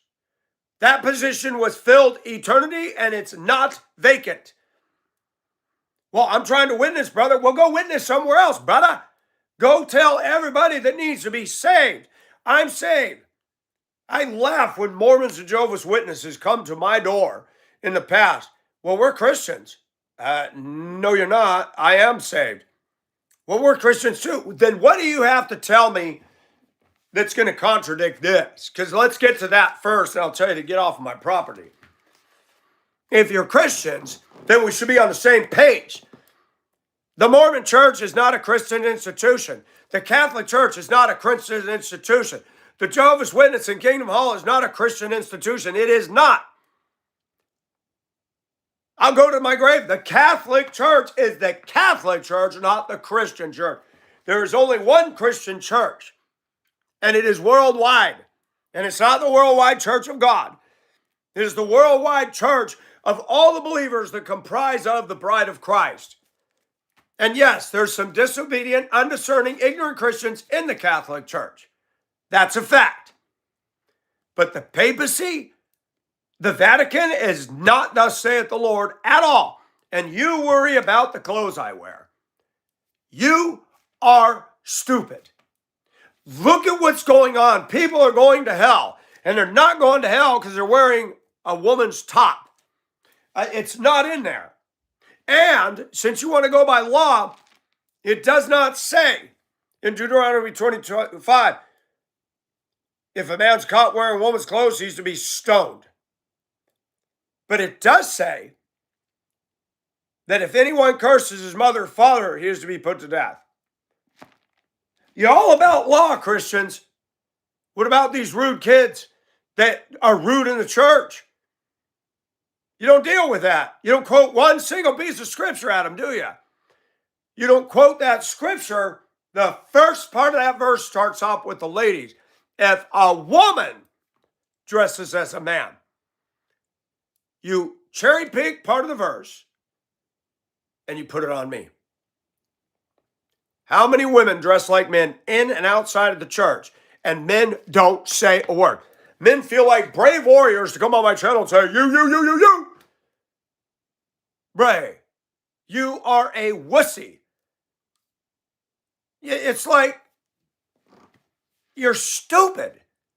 You're going to come on my channel and you're going to get on me about my clothing, but you say nothing to all the women that dress like dudes. Sweatpants. Man, I was out there yesterday. How many African-American women? Sports jerseys, Nike pants. They look like a dude. And their chest is out to here. I will never date a woman that's wrapped up in sportswear. Sports bras. You ever smelled those when they get sweat on them? Woo! These women are men today. And you're silent. And I finally figured it out. This channel is getting to people. So let's keep doing it. Let's keep pouring on the coals. Just like this. When the waves are coming at you, when it's threatening to do you in, put on more steam, baby. Plow through. And that ship lived on to tell about it. And I think she's suffering more now than with that 60, 70-foot wave that just went over the bow. She's got to have a bunch of silly little tourists trampling her decks that know nothing about nothing. I'm sorry, I'm cynical. I'm glad I got to walk on the decks. I don't like playing tourist. Mike, what if you win an all-expense paid trip to Paris? I'm not going. Put me in the raw. Put me in the village where the real people are at. So I love the first time I went to the Philippines, it looked like a scene out of National Geographic, and there I am standing in the middle of that. It's almost like, where's Waldo? Right there. That's a picture of my life right there. And I'm going through it again. When your own family members want to play Holy Spirit and they never take ownership, why are Christians the blindest people in America? Christians. They never see the sins they commit. Just like the Democrats. They're screaming at the Republicans, screaming at the Republicans. You guys never sin, do you? You don't admit that you blew it by putting Biden in there. He ran up the cash register so damn fast. So did Obama. Obama blamed Bush. And then Obama increased the deficit tenfold.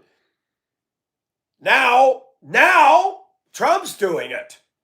Good Lord in heaven, have mercy on us. Is spending billions of dollars,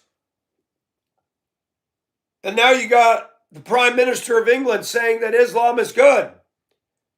Well, Prime Minister, step down from your lofty throne in the safety of your whatever in England and go live down there. Democrats that approve of socialism, move to China and join up with the CCP. Democrats, go meet Kim Jong-un. Ask if you can live in North Korea. Let me know how good all that socialism and despotism works. I'm so tired of clowns that tell us that this stuff is good and they live in gated mansions, gated communities with walls and cameras and guns. Give me a break. I call foul. Where's the ref? I saw that play, didn't you? None of the Democrat voters did, but I did. Man, we're a messed up country. You think we're going to heal this? We're not making America great again? It's like scooping poop out of the toilet bowl and putting seasonings on it and saying, this is much improved. Really? That's all we're doing. America's turned into poo-poo. The music, the cars. Oh, we got a scat pack. Maybe I can get my little Smokey to rise that much. Little boys that never grew up. That captain had a pair of balls. Do you see that? The front end of that ship, including the bridge, they're looking at water, baby. And these guys that drive up and down Augusta, their arm on the wheel. N-word, N-word, F-word too. How many cuss words can you shoo? So stupid. I hate the cops, but I want an old cop car. Pimpy rims. I think most men in America are retarded. And those are all the ones running their comments, threatening me. Man, I'm not even challenging anybody to a fight, and you're going to prove yourself because you're going to pound sand on me. Stupid insecurity screams from most American men. It is there. We are probably the most dysfunctional male country in the world. Go to China. Go to the Philippines. Get around real men. You'll notice it right away. It's not the same as here. I knew a Japanese antiques dealer. He coming to karaoke, 6 feet tall. One of the more, I'm going to say something, it's going to blow everybody out of the toilet like a missile hitting the bowl. Brown all over the walls. I met a guy from Ethiopia with a lion's tooth necklace. Antiques dealer. Regularly saw them at karaoke. Pakistan. Filipino men. Muscular. Dressed nicer than me. I met a Russian man. Impeccably dressed like British royalty. Sat down at my table, 6 feet tall. He was a handsome man, like better looking than Baron Trump or whatever. That guy sat me. The guy was fully man. We had a great conversation. I was like, wow, this is a Russian guy. I think most American men are buttholes. I see it at my job. I see it by the stupid crap they buy and drive, and that's their whole identity is my twuck. My twuck. My baby rattle. Ah! And then you wonder why marriages end up in the trash because men are little boys that never grew up. Girls are narcissists and TikTok queens, and they talk in their little nasally voices, and all the commercials favor nasally white women and their nasally commercials and toddler music to adult commercials. Picture a show and hut toy piano. Gling, gling, gling, gling, gling, gling. Today, King Silver's, gling, gling, gling. I'm an adult. Why are we hearing nursery music? Gay! Totally gay. And I'm not meaning homosexual. It's just gay. And people get on here. Why are you wearing that shirt? Good question. It's hot. Why am I wearing that shirt? Why am I oppressing myself? This is the South. I'm proud to be a male. I can take my shirt off live. Yep, I'm aging, getting some wrinkles. I don't care what you clowns think. Dun, dun, dun, dun, dun, dun, dun, dun, dun. I live in Augusta. This here is cleaner than most of the women in Augusta and smells better. My body is better looking at 60 than these women are at 18. Boom, chakalaka. This culture judges the hell out of me. That's what happens when you lower the bar.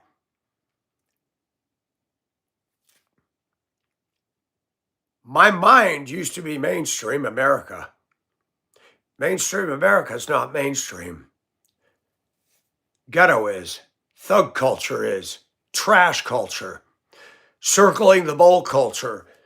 What they call music isn't music. I'd rather listen to a jackhammer. At least it's doing something. Listen to this music when it goes through your neighborhood. Here comes Satan. Here comes Nick. Here comes Lucifer. Here comes Lucifer. Right down Mike Nelson Lane. Shouting the N-word. Shouting the F-word. When are they going to quit their game? I bought a Crown Vic with pimpy rims. I'm so effing cool. I got a rap sheet from here to Tennessee.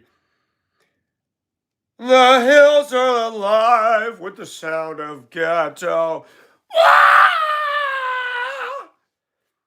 The women wear all Nike advertisements too.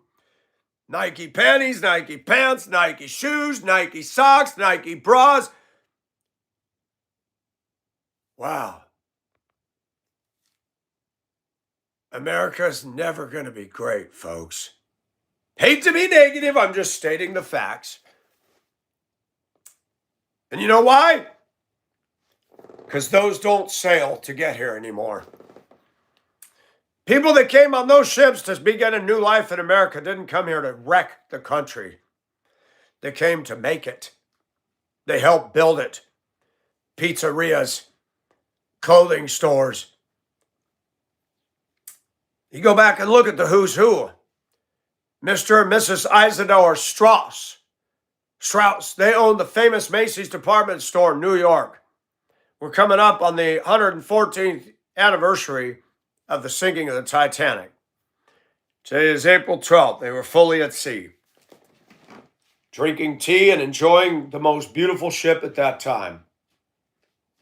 Da, da, da, da. 1, 2, 3, 1, 2, 3.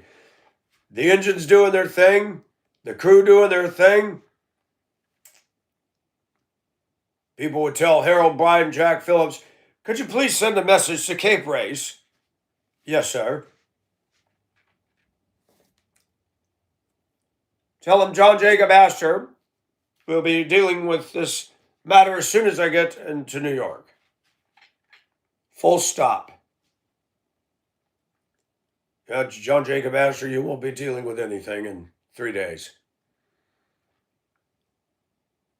The only thing you'll be concerned with is how long can you live in freezing cold water. This culture that is out here is death on legs. And it's become big. It's become noisy. Cardi B, Nicki Minaj, sports. Oh my gosh, sports are so freaking important. Did you see that play? No, I didn't. Who cares? It has no bearing on me. This culture thinks that their culture, their music, their thing is so important. It's whoosh. There's going to be no basketball in heaven. There's going to be no rap in heaven. There ain't going to be no 65 lowered hoopty driving up in the streets of gold. Thank God. No more exhaust noises. No more squealing tires. I cannot imagine what's going to be like in heaven. This is fallen culture, folks. What we all get on about is so flesh, so temporal. Even my body, which I've been proud of, is reminding me it too is going to pass. Flesh and blood cannot inherit the kingdom of God. Man, I had a pretty decent body down here. I can't wait to see my glorified one. We won't look at women with lust. Women won't look at us as a cash register. There won't be any drama. There won't be a black section, a white section. We'll look at each other with upturned faces towards the glory of God and say, did you see that? Yes, brother, that was beautiful. What we call beautiful down here is a joke. When you say the word beautiful in heaven, it'll mean exactly what it says. There will be no chat GPT. There will be no AI. There will be no internet, no Facebook, no YouTube, nothing. I joke with my viewers. We're going to get to heaven. Mike, when are you going to go live? I am live. What are you talking about? We're done. Let's go walk along the banks of the river. I don't need to teach you a thing. The teacher is in the house and he's on the throne. I have nothing more to talk about except him. People laugh at God. So many people go to church today not really believing him. So many people go to church thinking that they're following the truth when they're being lied to and they are actually waiting to go to hell. So many people go to church today, stand up, sit down, pray the rosary, to the sign of the cross, put the holy water on you. We go to Baptist churches where people, hi Mike, how you doing today? I'm doing okay, how are you? I'm doing well. Good, you're the next contestant on the wheel of stupidity. This world is shattered. It's like a mirror that's been dropped and it just went. Poosh. The other day, one of our guys got on the forklift, wasn't thinking. I'd loaded a truck with a bunch of busted lumber and pallets. They had stored it outside the warehouse, and when I would pull to go out, I can't see if something's coming, and you stick the nose of the truck out, you're going to get hit. I said, I'm getting tired of all this mess. I'm cleaning it up. He went and got the forklift instead of hand pull up on the dumpster ramp and dump it in there. And one of the 2x4s went, psh, tapped the back window. The back window on your pickup is not made of safety glass, by the way. It's tempered. And when you hit it at a certain point, it just goes little hairline cracks. And then if you touch it after that, turns into crumbs. I know. I said, I need to use the truck. And somebody broke the window. They said, go ahead and use it. I said, well, I can't. It's going to drop shards all over the road. I said, do I have permission to knock the rest of the glass out? I went inside the truck with a broom and pushed. Got all over the back seat, got all in the bed of the truck, fell between the bed and the chassis and the cab. Spent the next hour cleaning up crumbs of tinted glass.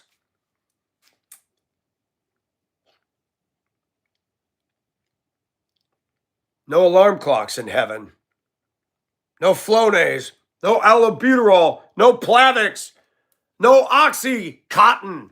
No opioids.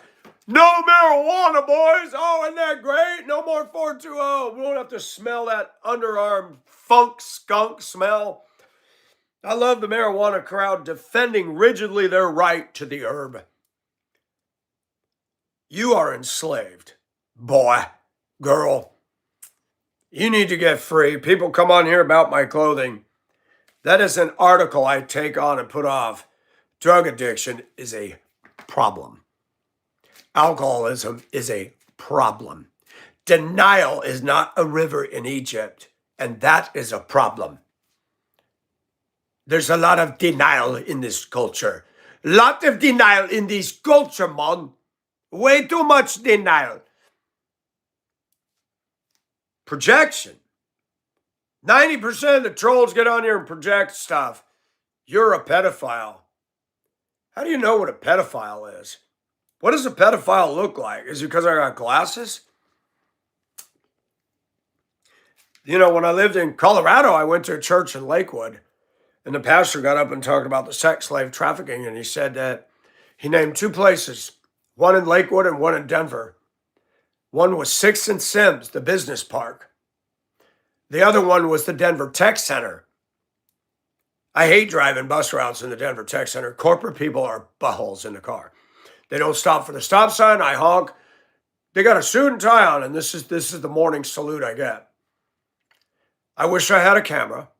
Wish I knew where they worked. Get down to my routes. Park the bus. I like to park the bus in front of the building and block it. Take the elevator up and say, hey, boys, come around the water cooler. I want to show you some really cool stuff. What's this guy doing in here? Hold on. I couple minutes of your time, I'll be gone. This is your boss. You know, the one that says, I'm doing well. This is him. Do you see the kids crossing in front of my bus? He goes through, I honk, and he goes like this. That's who you're serving. Just remember that. Little perspective. Have a nice day. Gotta go. You doing well? By the way, I turned that into the popo.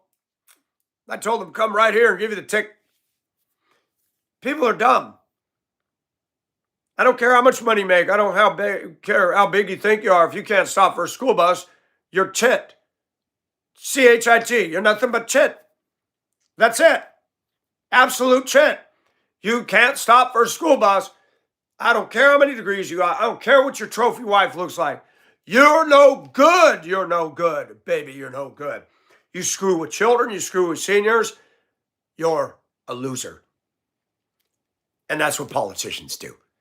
That's what Gavin Newsom does. That's what Biden does. Giving kids more rights to have transgender surgeries. I wear a piece of clothing. I'm not trans. You want to see? Oh, can't show that on here. I'd get in trouble. People are dumb. And they go off about nothing. Nothing burgers. Women getting on here. Oh, this world's upside down. Why are you dressed like that? How come you have a dog on your face profile pic instead of you? You're right. The world's gone upside down. It's gone to the damn dogs. Get out of here, girl. This isn't a dog kennel. This is for adults. You want to actually listen to videos? I got enough stuff in my repertoire to convict you where you're going to say, I don't even want to be around. I'm uncomfortable. Good.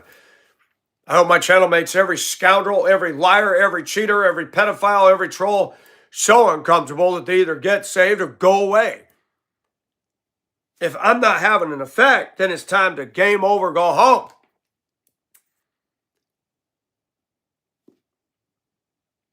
We have a community growing. I couldn't have orchestrated that if I tried. Back to the original thing. There's no power in prayer. The power exists in God. And when you're a child of God, you have access to the power not for your selfish glory, but as God deems necessary for when you need it. I love it when people get into false charismatic churches, and especially women. Well, I'm a prophetess and I have the power of God. You don't have anything. Shut your mouth. Humility is definitely not in your repertoire. Anything that happens through me, any prayer that gets answered is not in the prayer. It's not in Michael Nelson. It's the gift of God. It's the pure glory of God. That if God is speaking to me, I'm tired of people telling me, don't get mad at me for saying this. Mike, you've helped me so much. No, I did not. Yes, you did. No, I did not. I cry easily. I love that. That ship, I want to go back in time and be there. I want to experience that. I want to be here today and say, man, I was on the Queen Mary, I was on the bridge up there. Captain, let me come on, and a wave just engulfed the entire front of the ship. And that ship just went up, and the water came off like Niagara Falls off the bow, and the anchors and the chains. It was so awesome.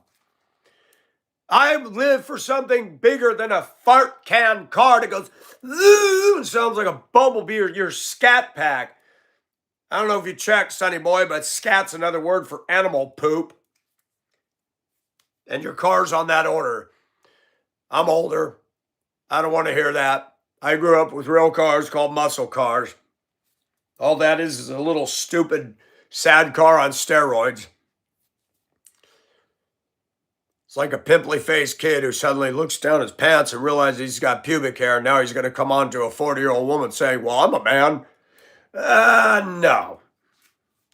Not yet. I think American males are the most dysfunctional of any male anywhere. I've met people from around the world, and they're more well-adjusted than we are, men and women. People are sinners everywhere. The Bible makes that clear. But I think America, we are at a disadvantage because of our Hollywood, our sports, and our corporate. Our corporate world has more impact on us than Jesus Christ. Don't believe me? Look at Christians. Rabid materialists. And they never preach about that. They'll get up on the pulpit. The gay lifestyle is an affront to a holy God. Abortion is murder. And nobody in here is doing gay stuff or abortion. Why are we beating the drum? But let's talk about this congregation that they don't welcome outsiders. Let's talk about this congregation that they're petty and they love materialism, and many of them are quite big, meaning they love gluttony. Why are you silent about that? Well, now, Mike. Well, now, nothing. So tired of that. When a guy at work, and our bosses claimed all to be Christians, and all I did was say, you're going to paint the bathroom, or have it painted. No. You're going to stain it. No. I said, why? The guy got angry at me. I don't care. You don't want to paint it? I wasn't demanding. I just asked. Why would I paint it? It's a workplace, Mike. And I was going to say, you just spent all that money and it looks nice, and you got the sink up against that wood, and if it's not treated, it's going to have black water stains, it's going to have grease, it's going to look bad in literally a few months. I didn't tell him. I thought, forget this. And he said, you want to, on your own time, you want to come on a Saturday on your time and buy the paint, you can do it. I said, why would I pay and devote my time to your business? You already got my time for 40 hours a week in exchange for my muscle to get things done. Why would I come in here? This is your company, not mine. I wouldn't expect you to come over and, do the trim around my window. It's not your house. I did say that to him. And then I saw, wow, he's really getting mad. So I shifted gears. I said, man, I'm just giving you crap, man. Well, I'm giving you crap too. And we all wanted a raise, and he's fussing over a gallon of paint. You know, I took a gallon of paint and did all the siding on the two sides. If you don't use a roller and blast it all over and use a brush, it goes a long way. That taught me something. I'm learning. Let the trolls and let these people be educators to you. Not because of what they say, but read behind what they're saying.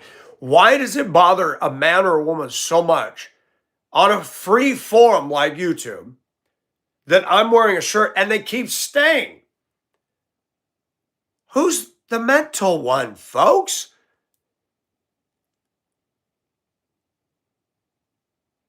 Did you ever see What About Bob? Richard Dreyfuss and Bill Murray were freaking fine form. Bill Murray's always funny. He acted phobic. He couldn't even touch the doorknob. He got a dang tissue and a white glove and can't even get out of his own apartment without a struggle. That's me. I'm Bob. And people look at me like I'm retarded and jacked up. And I keep bobbing up like that ship out there. Like, you can't get rid of this clown. I'm amazed at a volleyball. You ever taken a volleyball or basketball and put it in the pool? Try to push that down to the bottom. Try. That dang thing is hard. That thing full of air is like, you can almost hold yourself up a little bit with the ball. Well, if you're 400 pounds, it's going to be difficult. But me, I can hold that ball and bob around out there all day. One ball full of air. One Michael telling the truth. Oh, people get so mad. I love it. I'm not a danger to anybody, but the truth is, I've said it over and over. People get killed for telling the truth. Charlie Kirk didn't do anything wrong. He wore a suit and tie, showed up at the colleges, trying to challenge people to think beyond their curriculum. And Tyler Robinson had a problem with that. He's a guy that wanted to date another guy that was posing as a woman. Hey, Tyler, why don't you admit you're just gay? Because that's what that is. You're not dating a woman. You're dating a gay guy because you're gay. I love the shifting of terms today. What gender are you? What pronouns do you use? How about F you? Why would you ask me what pronouns? Michael, voice is man. I don't have tots. Adam's apple. Apple. Look, I have song. I have song. I have ginger chew.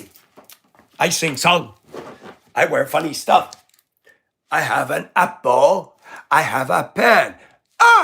Apple pen. Yeah, look, apple. Adam's apple. Do you have Adam apple? No, then you must be girl. Me like girl. Me like woman, man. Not woman, man. Me like woman.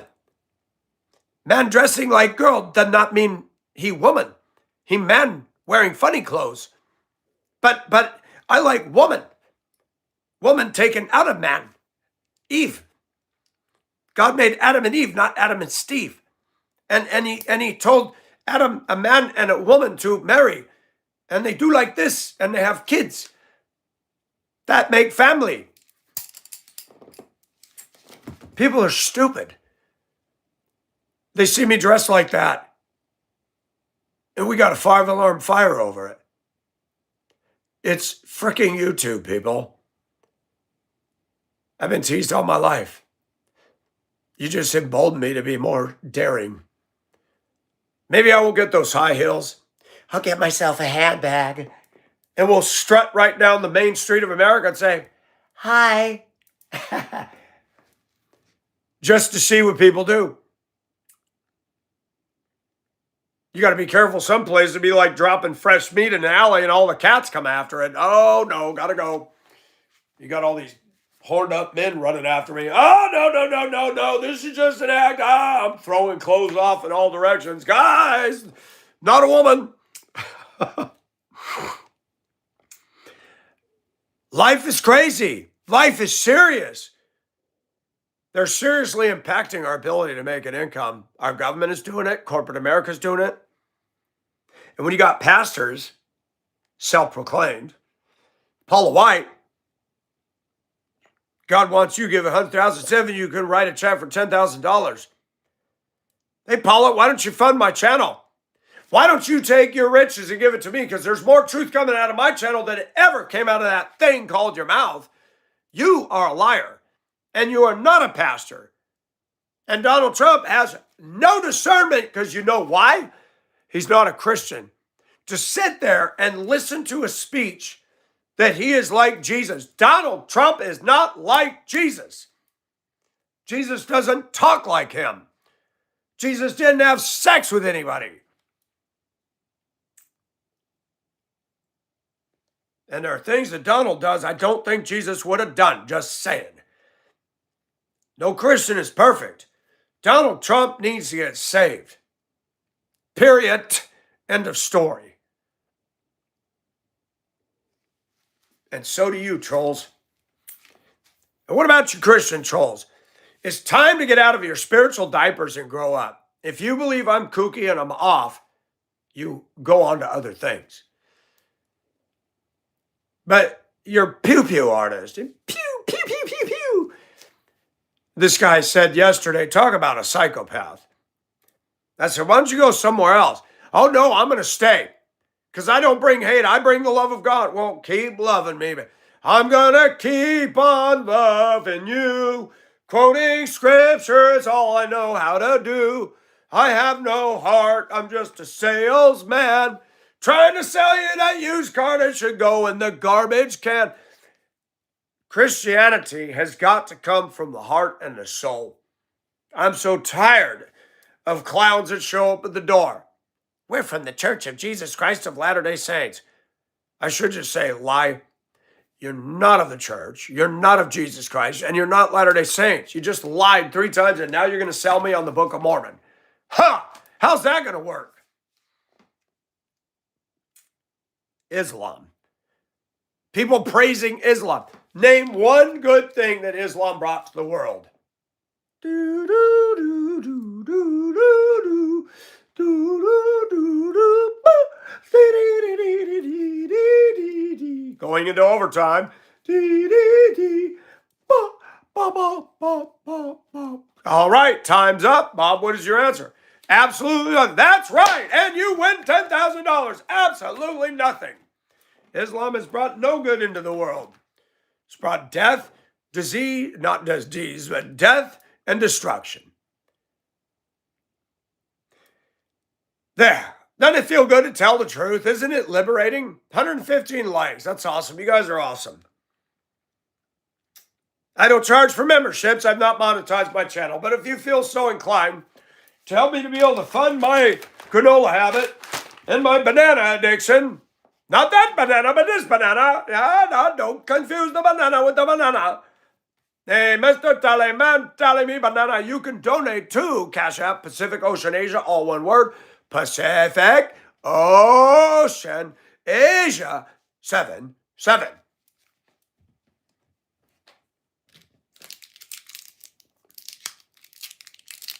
You send enough money, I send you free ginger chew. As a Gold Star member, you send me $100,000, I give you 1 ginger chew and a lifetime membership. And for those of you that are weird and strange, I'll send you my underwear. You can sniff them. You can have them absolutely free of charge, but you got to join the $100,000 club. I love having fun. People in America don't know how to do that anymore. They think it's fun to spend $8 on a cup of garbage at Starbucks. That's dumb. They like to baby talk their dogs. That's boring. That's passionless. That means you died. You ever smelled dog and dog poop? Stinks. And then these women let them sleep in their bed.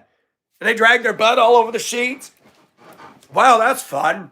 That's gross. I'm sorry. I was made for greater things. Put me on that ship.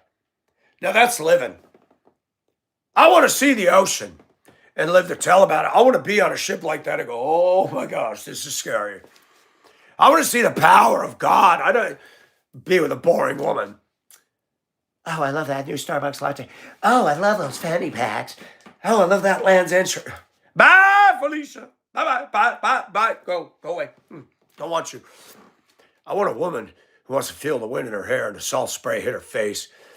I want a woman who'll make love to me in a meadow anywhere USA where there's nobody around and say, Michael, love me like there's no tomorrow. I want a woman who has passion and has soul and smells good.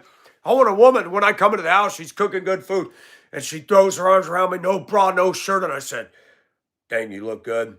Let me shower first. Let me shower. I want to be clean when I get on you. Those are gone. That's gone. Marriage is a trap. Marriage is an oppression. You think that chain around my neck's heavy? Woo, baby. You notice why most men, when they're in a marriage, start singing, swing low, sweet chariot, coming for to carry me home, get me out of this marriage, oh God. You said you're free from being a slave, and you just joined yourself to the plantation of marriage. Woo, baby.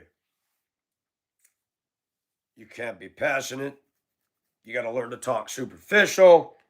What is in my hair? How did my granola get all the way up there? Must have scratched my head when I took a handful. You know what? It's fun being original. None of this is manufactured. And people like to listen. This is better than Saturday cartoons. This is better than a pinball machine. You gotta see my mind.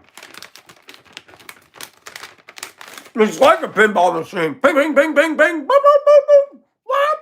Tilt. Crap. I tilted the machine. I have no flipper control. I only got this one up here.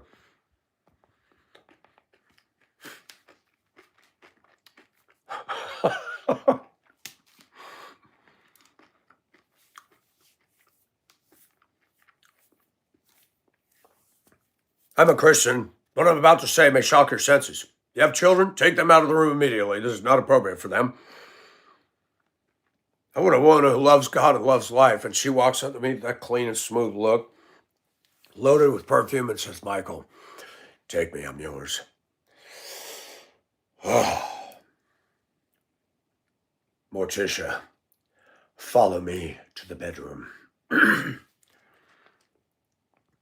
I don't even get to look forward to that. I go to work, I work at my house, pay bills. Truck insurance is due in July. Property taxes are due in November.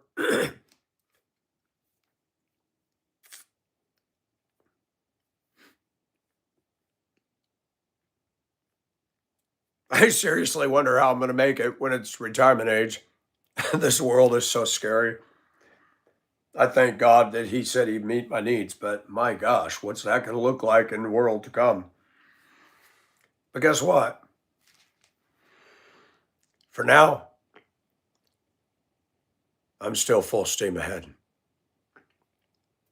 And until God sinks me to the bottom or reefs me on a reef or throws me in dry dock, I got an ocean to cross. Sometimes my channel feels like that. There's times I've been so discouraged, I thought, why don't you just end this? Dump the whole thing and go on with your life.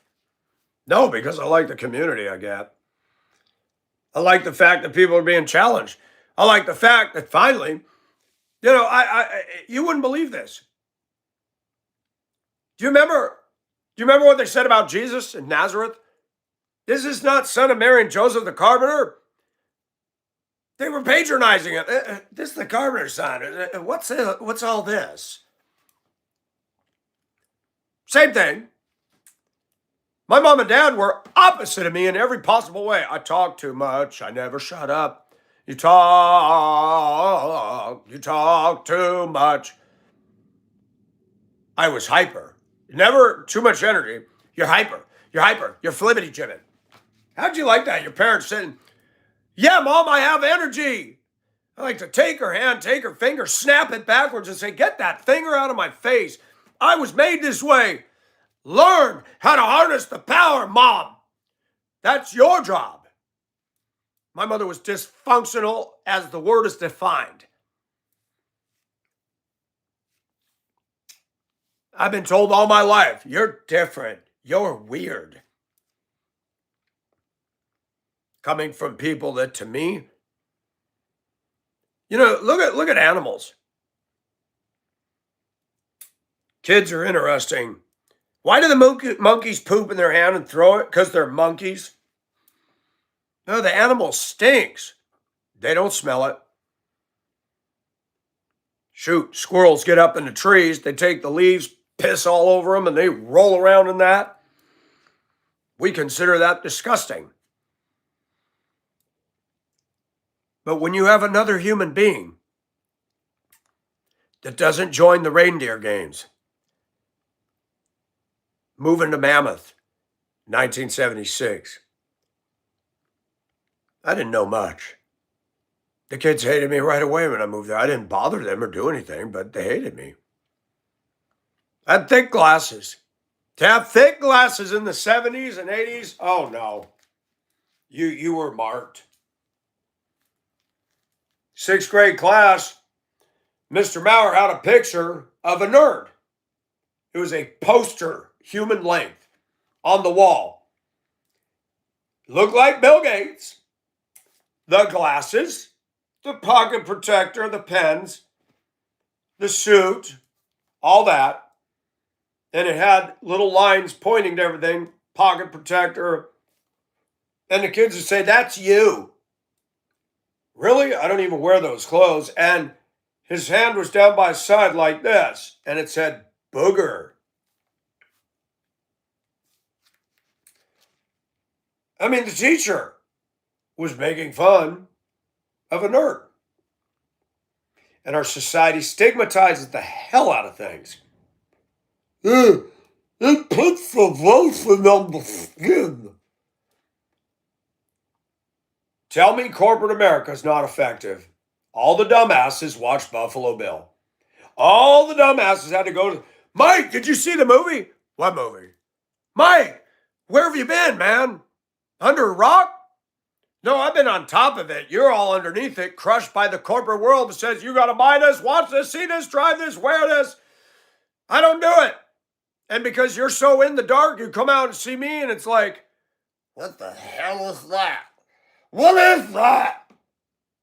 Gertrude, did you see that man? What's wrong with that guy?"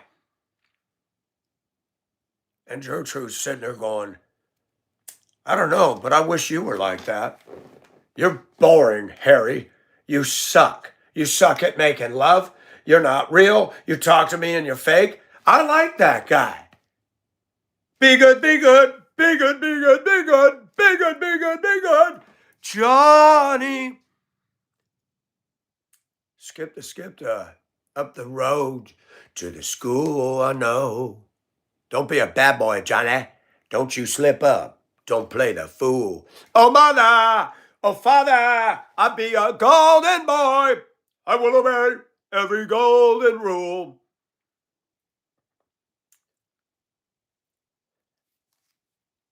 What is defined as smart and intellectual today is a joke.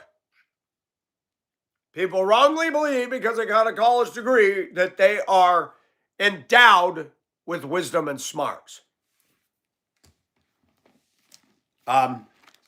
They failed the class. Let me show you. They failed. Epic F. See, if I was a teacher and I had a really bad acting kid, I'd put that on the report card. You didn't just get an F, you got an epic F. My mother would see that and go, "What the hell is this?" This guy made failure look glorious, so he got an epic on that. Proverbs 1:7. Slam dunks. Every secular college and university and Ivy League right here. The fear of the Lord is the beginning of knowledge or wisdom. Fools despise wisdom and instruction. By the way, people with college degrees don't think they're fools. They call everybody fools. Let me give you a proper education. The fool has said in his heart there is no God. So you go to school to be told by teachers that there is no God in science class. That's not the beginning of knowledge or wisdom. The Bible says the fear of the Lord is the beginning of wisdom. So if that's the case, the school will come secondary to that, not primary. We have primary and secondary education. For intents and purposes, let me clear up any confusion. Your primary education starts with, thus saith the Lord. If you don't start with that, you can go to secondary school all you want. You stand condemned. You do not have eternal life. You do not have the forgiveness of sins. You do not have peace with God. You do not have the provision of the Father. And you wrongly believe that you pulled yourself up by your own bootstraps and you did it. You are the Frank Sinatra of your world. I did it my way. Do you know where Frank Sinatra is right now? He's not in the presence of the Almighty. Okay, that's all we need to say. This Christian life is not about doing it your way. That's the problem of America's little, is it the preamble? Not the preamble. What is it? That men have the right to life, liberty, and the pursuit of happiness. But watch what's happened in America. People define happiness by their selfishness. I'm happy when I play my offensive, gangster, hipster, tribalistic noise in my car and shake the whole neighborhood.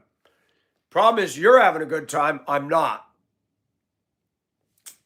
And instead of the law saying you do not have the right to drive through residential neighborhoods doing that, the cops are scared because the bar gets lowered in our culture. And as the bar gets lowered, the laws change to reflect that. You can make all this noise all day, all night until 11 o'clock. After that, then we're going to come out. Oh, so we catered to the community that stands in direct opposition to the Asian, Hispanic, and black or white community. You know, we go to work, we get off 5, 6, 7, and you got to be subject to their foolishness while you're trying to sleep. And do you ever notice guys playing that crap? They're the ones that stay up all night, keeping you awake. And then when you go to work, they're in their room going,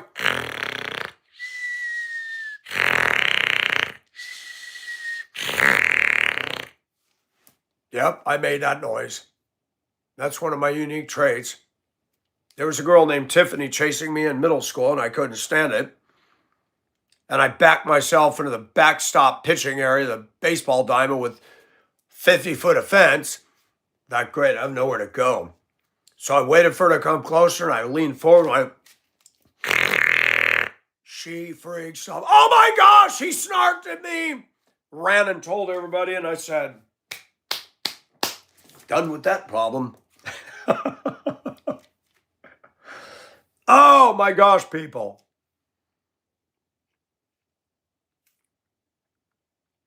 People in America judge me by what they consider the definition of success. You can be a stuck-up teen girl, come onto my channel and go, oh my gosh, who's this disgusting guy? No, you're disgusting. You have no manners. You think you're all that on a stick. And no, the wrong end of the spectrum, honey bunches of oats.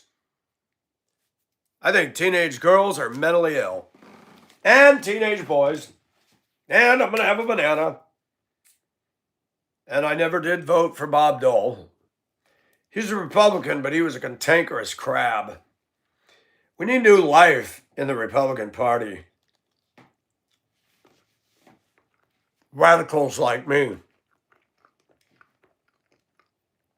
Oh, the Democrats would love me. They would be ripping on me all day long. I run for office. Don't vote Mike Nelson. He got fired from Richmond County Schools. He was racist. We got a copy of the letter by the superintendent. He had videos with creepy music and an axe. This is who you want to run your country? And all the conservative, God-fearing Christians said, yes. You're not a threat to anybody. The media sucks. They're not looking for truth. They're looking for a witch hunt. And they're the witch. I was at the flea market yesterday. You ever notice women that smoked heavily? They got all the crow's feet around their lips and when they laugh, it sounds like the witches at a cauldron, at a coven. Their voice is raspy and cracked out. And she's still showing that cleavage. Get up close and it smells like a damn ashtray.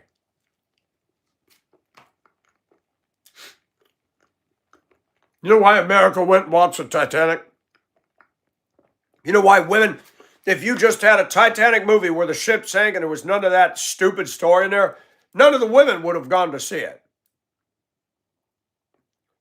But the women thought it was awesome that Kate Winslet was being taught how to hawk up a loogie off the deck. I got news for you, peeps. That did not happen in 1912. Study the real Titanic. Study the people and the culture. If a young lady were to be spitting, everybody would have said, whoa, whoa, whoa, whoa, whoa, whoa. You think it's bad that guff I get from my clothing? They would have jumped on that. You wouldn't have had a steerage immigrant boy like Jack coming upstairs. That would not have been allowed. Making love in the Renault in the cargo hold? Crew were all over the ship. Americans liked it. Women liked it because it showed the rebelliousness of a woman. And what's interesting is women like a Jack because they're jacked. Jack had bounced from French women to women. He little ruffian running around Europe getting some. Women like that. But watch this. Women get saved in America and they're condemning men for masturbating. But yet they all watched Titanic and thought it was great. Jack was a freaking pig. Sexually, women are a contradiction. They are a walking contradiction. They'll condemn a man. You guys are all pigs. How about you date the pigs? You like the pigs that went to the trough with all these other women. You like that. You like the men that just got out of jail covered in tattoos. I mean, their whole body's a suit of tattoo. They don't want me. And I'll tell you why. Because they're not attracted to me. Because I'm not a monster. They don't like the fact I tell the truth. Sad. Christian women don't want to. I had a woman that came to church last week. I wonder if she'll even be there today. I doubt it. She may come right up to me and say, I heard what you said about me on YouTube, but I'm going to tell the pastor. I'm going to get up and say, come on, let's go. Did I mention your name? Why does it bother you?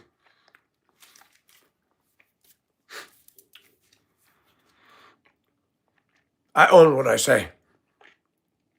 I put my face out here. Every one of these scoundrel trolls, male or female, that got a damn dog in their picture, you have a mental problem. This is YouTube, not DogTube. Facebook, not Dogfoot. Look, I get friend requests from women that don't have their picture. I'd ignore them. Can't put your face on there? I don't want to talk to you. You may worship your dog. I don't. I avoid women that are all obsessed with their dogs. I'm not into that. I don't have to be. I'm made of different stuff. That picture behind me,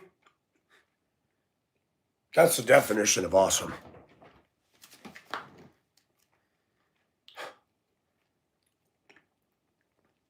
I'd like to crawl back into that time.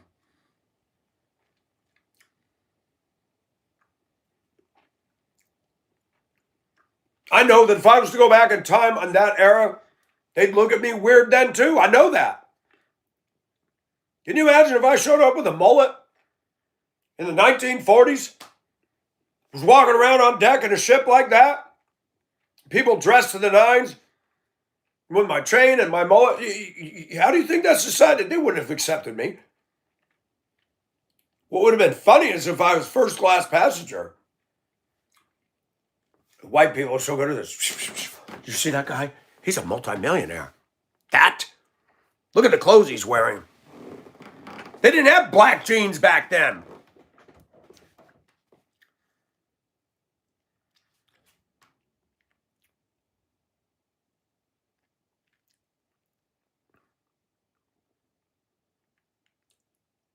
When you're set apart by God, sanctified means to be set apart. All Christians are. But God sets people apart for different purposes. And I get it now. I used to dread it. I used to want to just fit in. I wish that I could be like the cool kids, because all the cool kids, they seem to fit in. I don't.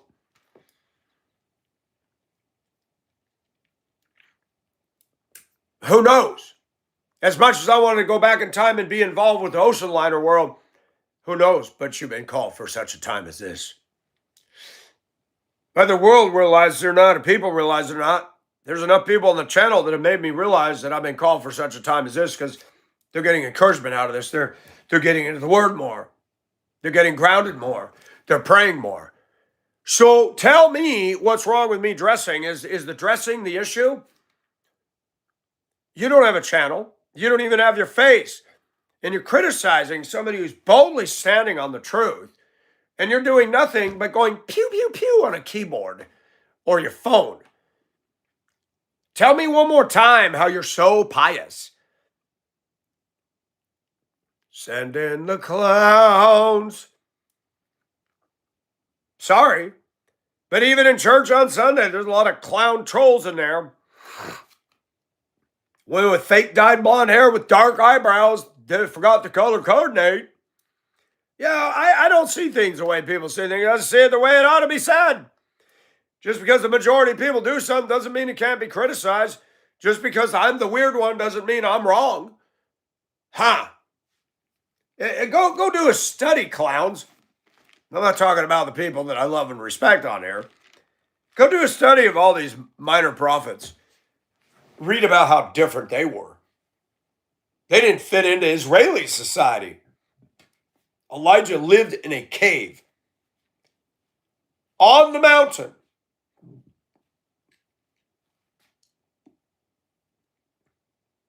That God showed up at to meet Moses.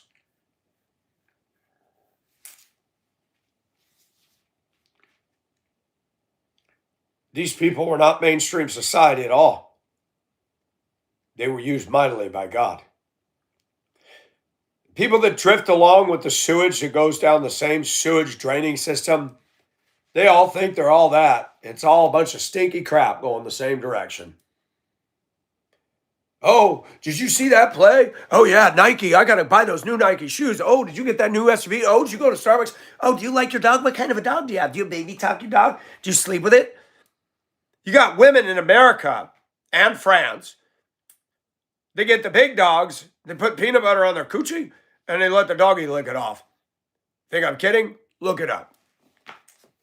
There's some weird stuff going on in this country, and these are the same people that'll tell me, there's something wrong with you. No, I don't have a dog licking my balls. Never had a desire for that. My mind is fine. I do stupid things. I make stupid mistakes. But my mind is absolutely fine. It's real. It's honest. It's been delivered. It's been set free. And when you walk in the freedom that God gave you, other Christians often will act as your own worst enemies. Then, isn't that what happened when Jesus showed up?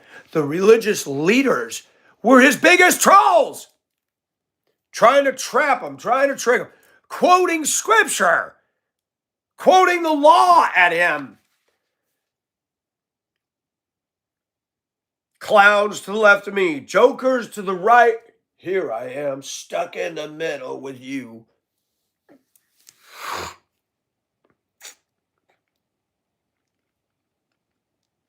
I'm older now. I'm not getting in a carload of people I don't feel comfortable with. If we were given a ride somewhere at work, I'll jump in the bed of the pickup before I go in the cab. No, I'm a wild. free spirit. I hear the wind blowing, I get excited. Yes, I love that sound.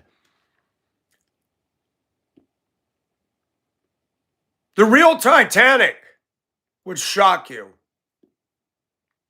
The upper crust of society were on there. It was nothing like Jack and Rose, and Hollywood took way too much artistic license.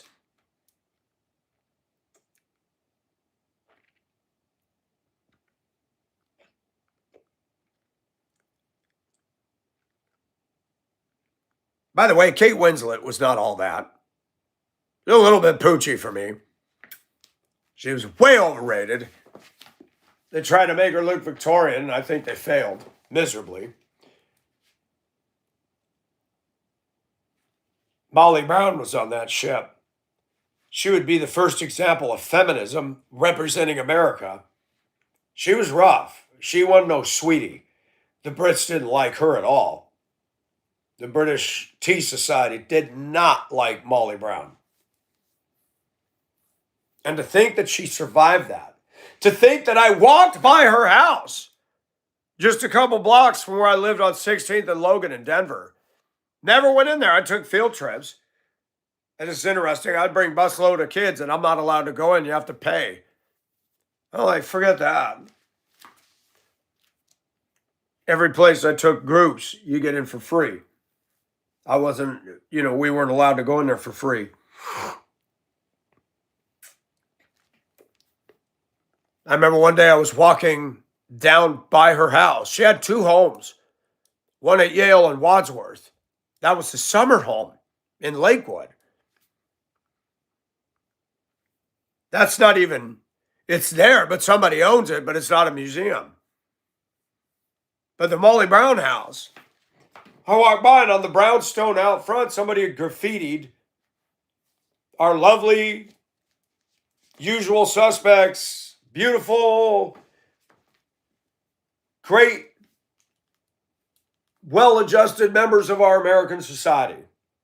But wow, look at the contrast of this.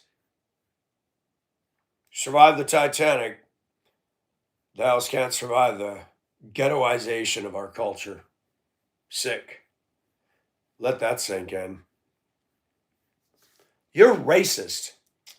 No, you're an idiot. And you're ignorant. And you don't want to hear the truth. Racism is if I hate a group of people because of their ethnicity. That's not the case. I still see some black women that go, dang. Yesterday I had a moment. I was on the front porch, I had the table saw out, and I was like, okay, that piece of lumber ain't gonna work. I looked at it and it was bent more than a transgender. I mean, I swear, Lowe's must get their lumber out of the corkscrew tree forest. Now, I can salvage part of it for that smaller piece. And I stood there with my hands on my hips and I went, I'm like, doggone it. And I just happened to look up when I did that, A black woman across the street with her bonnet on is looking over at me. I'm like, oh my gosh, she's probably thinking I'm hitting on her. Because that, they do that a lot. And I said, damn it, how am I going to get this piece to work? She resumed what she was doing when she saw I had lumber and clutter everywhere. No, I wasn't hitting on you, babe. You and I wouldn't get along. I know that because I've seen some of the stuff that goes on over there. A guy showed up one day and all the women were out there yelling at him in the street. I'm working under my porch. And they're sitting there going full bore and doing an argument right there in the street. I'm just like, wow, you're just going to hang it all out there for the whole neighborhood to see. You the one, man. And he's all, you can barely hear him talking. All these women are going, blah, blah, blah, blah, blah. I'm like, you know what? I wish I had a megaphone or a loudspeaker system on my house and you just push that button on the remote that lists a very amplified sound of the toilet flushing. What the hell was that? Sounded like a toilet flushing. Where'd that come from? I don't know. And when they go at it again, flush it again. Where's that coming from? That come from that white boy house? What is that? Hey, what is that? I don't know. Sounds like a toilet flush. You guys doing that? Play dumb. I'd have so much fun with that. I don't want to harm nobody. I want to make people think. Venting of the spleen is the best therapy I can have, and I just did it today. Time to go to church. See what ridiculousness will take place today. Pastor's sermons are good. See if that lady shows up. Little cheap entertainment that doesn't cost me anything is necessary for the soul to get some humor out of. I don't think she'll ask me to sit by her today. Be interesting to see if she confronts or even acknowledges me. It'd be fun to see what happens, if she even shows. Yeah. Forget Jack and Rose. That movie, I'm sorry, I don't know a woman that even gets excited about that photo. We men get into that. Titanic wasn't even accurate. The movie wasn't even close to accurate.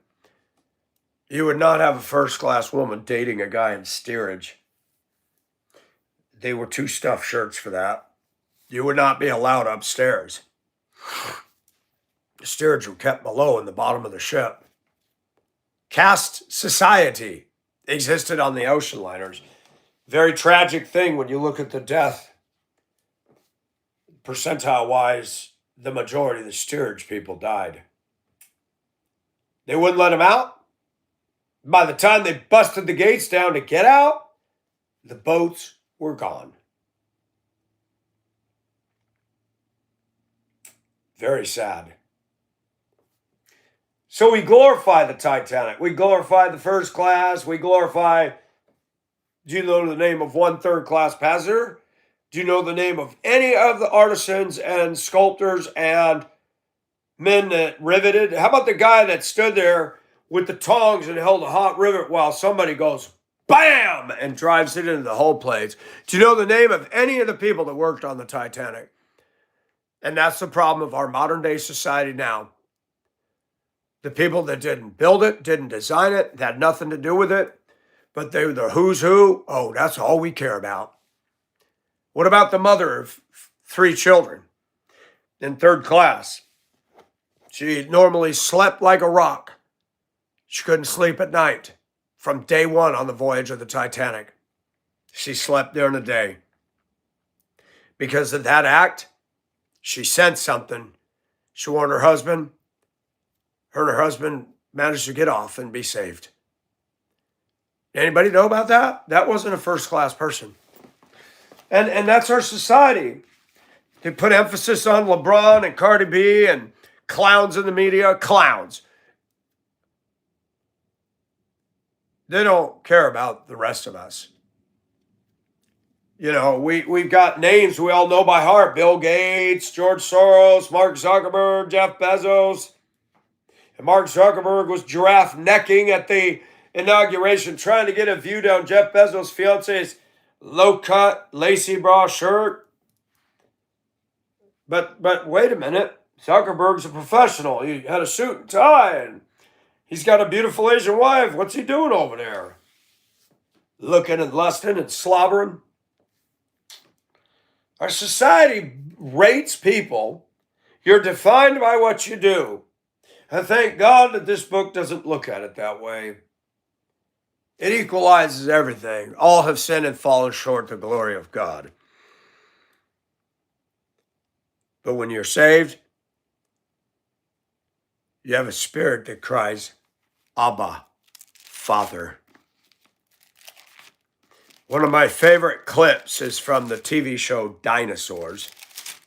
Not the mama! That's absolutely funny. Hilarious. Banging daddy over the head with a frying pan. You do that one more time, I'm going to throw you across the room.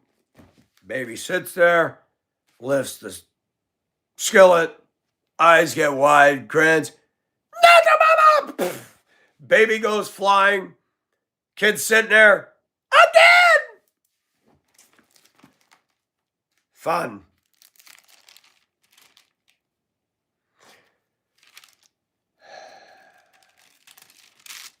The world thinks they're so special, so important. The who's who.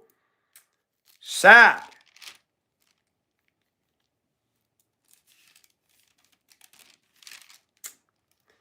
When we get saved, we've been transferred from the kingdom of darkness to the kingdom of light. That's a very awesome thing.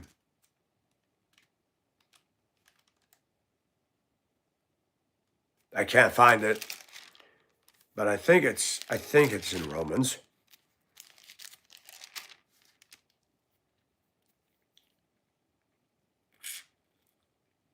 We cry, Abba, Father.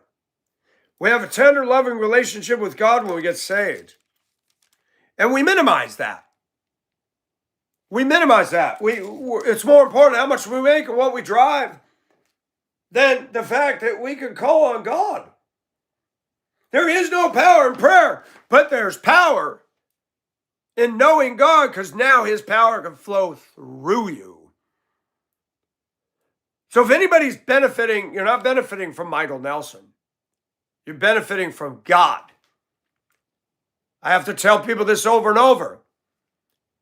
The Stradivarius that went to Sotheby's and sold for, what, 1.7 or $2.7 million that belonged to Wallace Hartley, the band member on the Titanic? The instrument can do nothing just holding it in your hand. It can do nothing in a museum showcase. It's who plays it that brings it to life.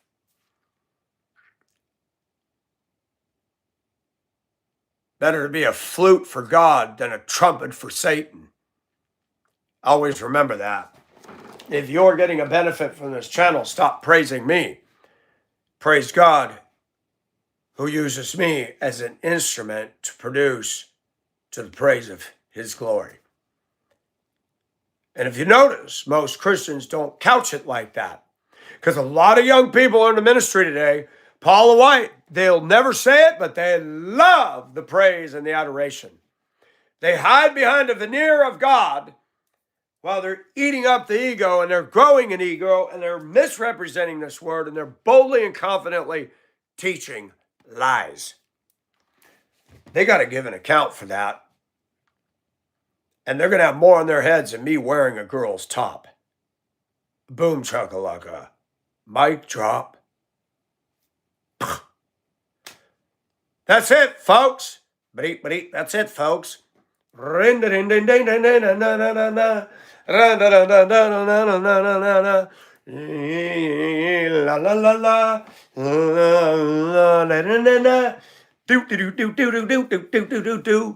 Bum, bum, bum, bum, bum, bum. That's all, folks. Have a good day.